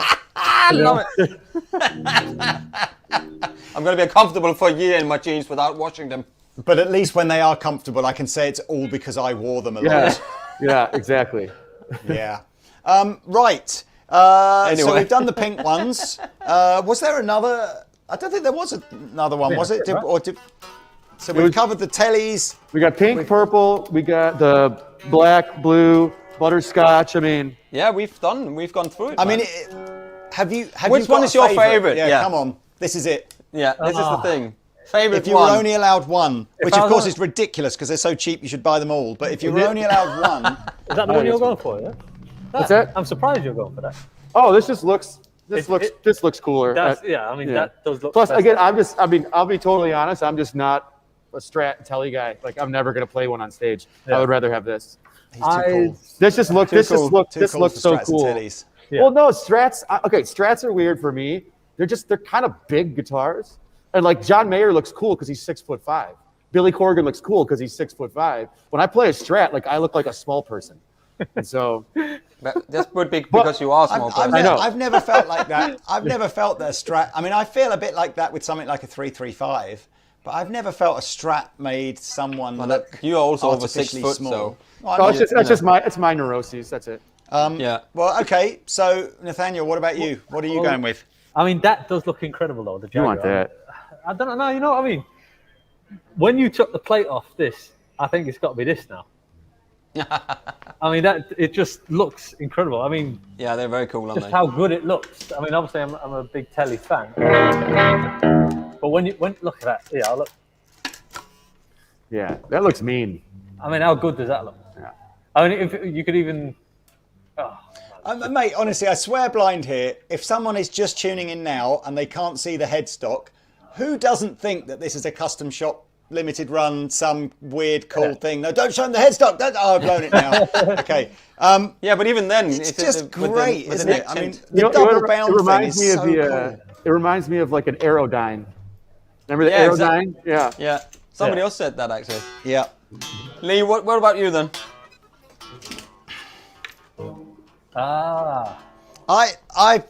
I'm just a complete sucker for this. It's super lightweight. I love the black sparkle and the silver thing. And Telecasters are my new You have to grow into the Telecaster. Yeah, you have to when you become. it's like It's a almost rite like of when, passage. when you become a Become a man, real man. you get handed a Telecaster. There you go now. Now go and Right, play Sonny. with the big boys. I'm taking away the tremolo system and the switching and everything. Yeah, You've got and the split pickups Yeah, and- absolutely. None of that rubbish. I'm not even going to give you any kind of a heel contour. No belly cut. It's Yeah. completely impractical and uncomfortable. But if you're Yeah, a normally real you'll have a man, big chunky you will neck be and able to some play it. sharp frets on it. Now go and learn how to play guitar. No, this is my favourite. Pete, I mean, I either this, just because I don't have anything like this. Yeah. Because I think it's such a cool thing to do a lot of things with. This, or I would go for that. So I can't really. And you know what? For the money, this is still less than $1,000 for these two guitars. I mean, pounds. so does that mean that somehow the purple Jaguar wins because it kind of got a vote from Joel and half a vote from you? Well, if this was purple, of course, if this was purple, I'm sure that would win. But I used to play Jazzmaster a lot, and I don't know believe why. you. Where's but I and did. no photo? No, I sold it. Not true. Oh, yeah, there's when did you photos ever of me. play a Jaguar? Yeah, I had a Jazzmaster. I used to play Even less Jazzmaster likely to a be lot. true. No, I When? kid you not. Yeah, well, back in my touring days, I had a Jazzmaster which I used. What band were you in that you had a Jazzmaster? I'm not going to Was tell that you, Blue? but come on, no. tell us, come on. Il Divo. No, it's way before then. It was some Danish. It was a Danish boy band called C21. C21. Yeah, big Got fan, all their big albums. A big, Yeah. Big fan. so a big fan. But I always wanted. I wish that I could, because I bought it for TV. I had to do a TV thing. So I went into the shop and I was like, "What is the coolest looking guitar they have in this shop?" And there was a Sherwood Green matching headstock, made in Japan, a Jazzmaster, and it was on sale. It was like 400 quid, and I just went, "I'll just have that. It looks cool," something like that. And I really fell in love with it. And I played it a lot. So I've never heard that story before. no, There there's we a go. lot of things you haven't Secret heard about me, Lee, Jazzmaster. but this is So what definitely band was cool. that? C20. Oh, somebody's saying C21. C21. Come on, yes. I think they had a hit. They had the big Please hit. Post a link. Was to called a clip. "You Were Stuck in My Heart." C20. I was We in a went band to. called They were big in C4. Asia. We went to Bangkok and played. We did a cover of "One Night in Bangkok." That was one of their big hits as well. One night in Bangkok, we did that. Yeah. I'm literally speechless. I mean, this is many years ago. This was back in the 60s. Yeah. Wow. Anyway. Have you guys got any stories of playing in Bangkok with Danish pop bands? boy or bands? Similar quite. stories? I'm not going to tell you the stories from Bangkok because that would that needs to be on a different podcast. That's Oh still my cool. god.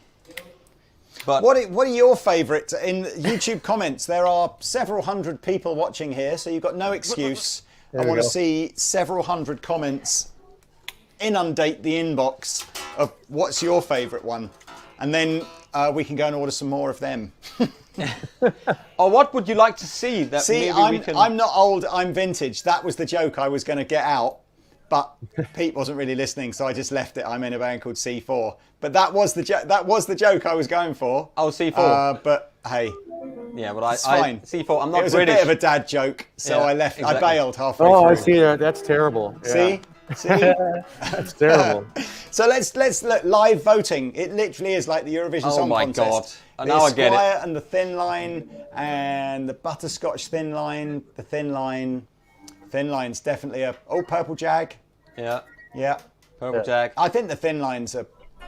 I mean, no, do you know what? They're all nice, aren't they? Get an EU fulfillment centre. Just order it from here. It's Yeah, fine. I mean, I could literally invest another £1 million of my own pounds in an EU fulfillment centre, or you could just pay the extra £3 it now costs to buy a guitar from the UK and have it shipped to Europe. But it's up to you. Yeah, Whatever it's you like, want to tell do. me and he'll buy it. Yeah, it's. Can I just ask you a question? Said, you can do whatever you, You do like. what would you like us to do? Maybe is there any things that people out here would like to see us maybe Shout. make in the future? Would you like to see a graffiti yellow jack or Live, actual customer research. yeah, exactly. What would be cool for us to what make? is the classic vibe special run that hasn't been done yet that we should do? What do you guys think? I don't know. You know what? They can't say, otherwise they get fired. I'll let Joel answer that. Green jack with an orange pickguard. I've always liked, and I just remember from the 90s because I used to just like get like Musician's Friend just to look at it like it was like, you know, like a comic book. I just like looked at pictures of guitars, thought they Yeah. were cool. And in the 90s, they always did Fender. I just always thought it was like best looking. It was like, Yeah. it wasn't a Jag Stang, but it was one of those like bizarre combinations of offsets. And it was Sonic Blue with a tortoise guard and then like uncovered white bobbin humbuckers. And I always thought that the white on the tortoise with the blue just popped. It looked really, really cool. Plus it was, you know, it was humbuckers on an offset. I'm trying to remember what guitar it was. I don't remember. Again, it was one of those like Was it a lead? No, was- if it it's was an like- offset, it would That's be. is that not slight? No, I don't know. it would have been like from like the Cyclone. Era, you know, Yeah. Cyclone, Jag thing, Yeah. something like that. I can't remember what it's called, but Your Dalek timing is perfect because we do in fact have another video coming up now. It's us now playing Jam. shred guitar over your fantastic backing track. Thank you very much. Yeah. So whilst you reset your Dalek thing and we head into the final furlong of this It's late. epic live stream. So yes, please, here we are introducing the fabulous Andertons CME collaboration band. Take it away. Here we go.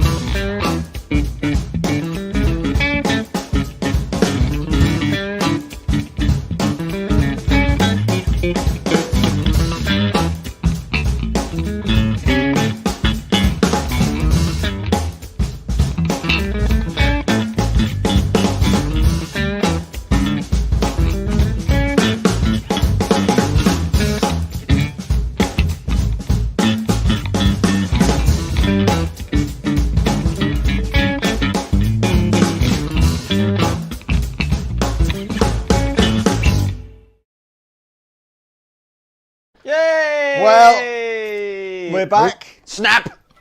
That was Sounded fun. awesome. Quick, Joel's still in the toilet. No, he's just finished. There he is. Great playing, by the way. Sounded awesome. Thank you. Do you know what the other thing we had some fun with is I think we just shot the video on the same day or the day before we were doing those jams, and Pete and I have done another video which isn't out yet about putting pedal boards together where you've got no money basically, so every pedal on the boards that we used in those jams you can buy for like 30 or 40 bucks.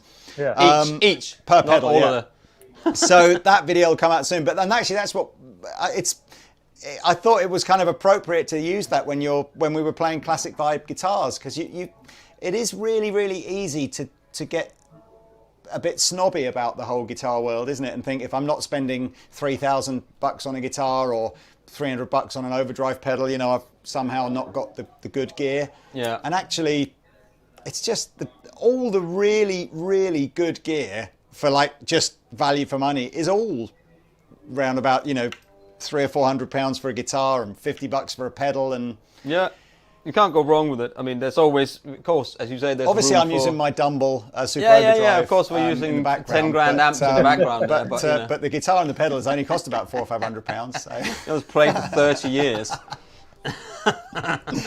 Oh dear. Well, It's funny how often you read, you know, I mean, snobbery keeps us all in business, obviously, but, you know, like if you suck, you're going to sound like shit through a King of Tone or a line. It doesn't matter. It doesn't matter. You know, yeah, you could buy David Gilmour's rig from David Gilmour. You're not going to sound like David Gilmour. So, yeah. No, it's so true, isn't it? It's so true. Yeah. Because people do say it's all in the fingers, and I have to agree. Is that, you know, the more you play, that 10,000 hour rule. What's the book?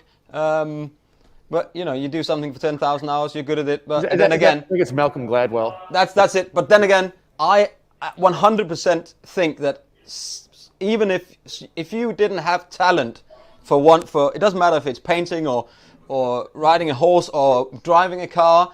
If I spent 10,000 hours driving a car, I would never ever be Lewis Hamilton, ever. And if he spent 10,000 hours playing guitar, he could never play like me. I don't think Challenge accepted from Lewis Hamilton there. He's literally... Okay, I know he plays a bit of guitar, but I would take that challenge with. If he could teach me to drive car, I will teach him to play guitar with me in 10,000 hours. I thought the 10,000 hour thing was that if you did anything 10,000 hours, you would be that good. Yes, but what I'm saying is, I don't necessarily believe that's true. I think you still have to have a talent for it somewhere in your body, but everybody has got a talent for something. Could you live stream for 10,000 hours? And then be good at it. Yeah. Maybe if you did it for 10,000 hours, you won't have the Dalek. So, well, look, you'll be pleased to know, everybody, that we are probably going to draw this to a close in the next 3 or 4 minutes with the final jam. Is that right? I think because we sent you guys 2 backing tracks, didn't you? Because we were having so much fun. So there's another backing track coming up with the CME guys taking the lead. But I still think if anybody out there know Lewis Hamilton, please get him to get in touch. Let's know Nicole Scherzinger. She must have his number. A little bit. Little bit. Anyway, on that bombshell. Oh, okay. You can't. No, I MD'd in a band for a little bit. Anyway. MD'd. Oh yeah. So he didn't. Before I get him into any trouble, he literally was just. I was the MD. He was the musical director, played guitar, and got taken to some very exotic locations to do so. Not bad. Right. I don't think there's maybe that's any a barrier. other... I'm just going to finish this by going, thank you ever so much. I don't know that there's ever been a transatlantic cooperation between retailers in quite the way that Chicago Music Exchange and Andertons are trying to work. It's tons and tons of fun. You know, I'm really enjoying getting to know you guys. Some of the ideas you bring to the table are fantastic. And hopefully the people who are buying the guitars are kind of appreciating the extra effort that we're going to. And then we have to come and see you guys at some point. I really want to do that. Definitely. Next NAMM, assuming it's allowed, we'll fly to Chicago and just do a day in Chicago before we travel on to LA, and we'll just come and you'll probably, none of you will be there because you'll all be at the NAMM show already. But hopefully we can try and arrange it so that you are there. Oh, we can figure it out. Yeah. But that would be awesome. So thank you very much for everybody watching. You guys, what time is it for you? You see, you've still got most of the day ahead of you, haven't you? Nearly 2:15. Oh, look at that. You better go and have some lunch then, hadn't you?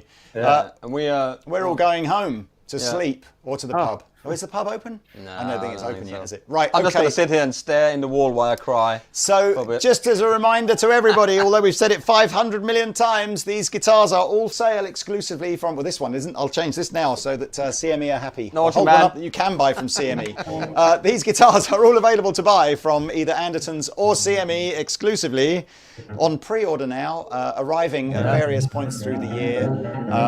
We love them. I'm sure you will too. I've been the captain. Is that it? I think so. Is that it? Thank you very much, guys. It's been emotional. Cheers, guys. It's been emotional. Same time tomorrow. Yes. Same time Yeah, oh my God, can you imagine? Yeah, I can imagine, yeah. All right, see you guys 10,000 soon. hours. Thanks ever so much. Take care. See you later. Bye.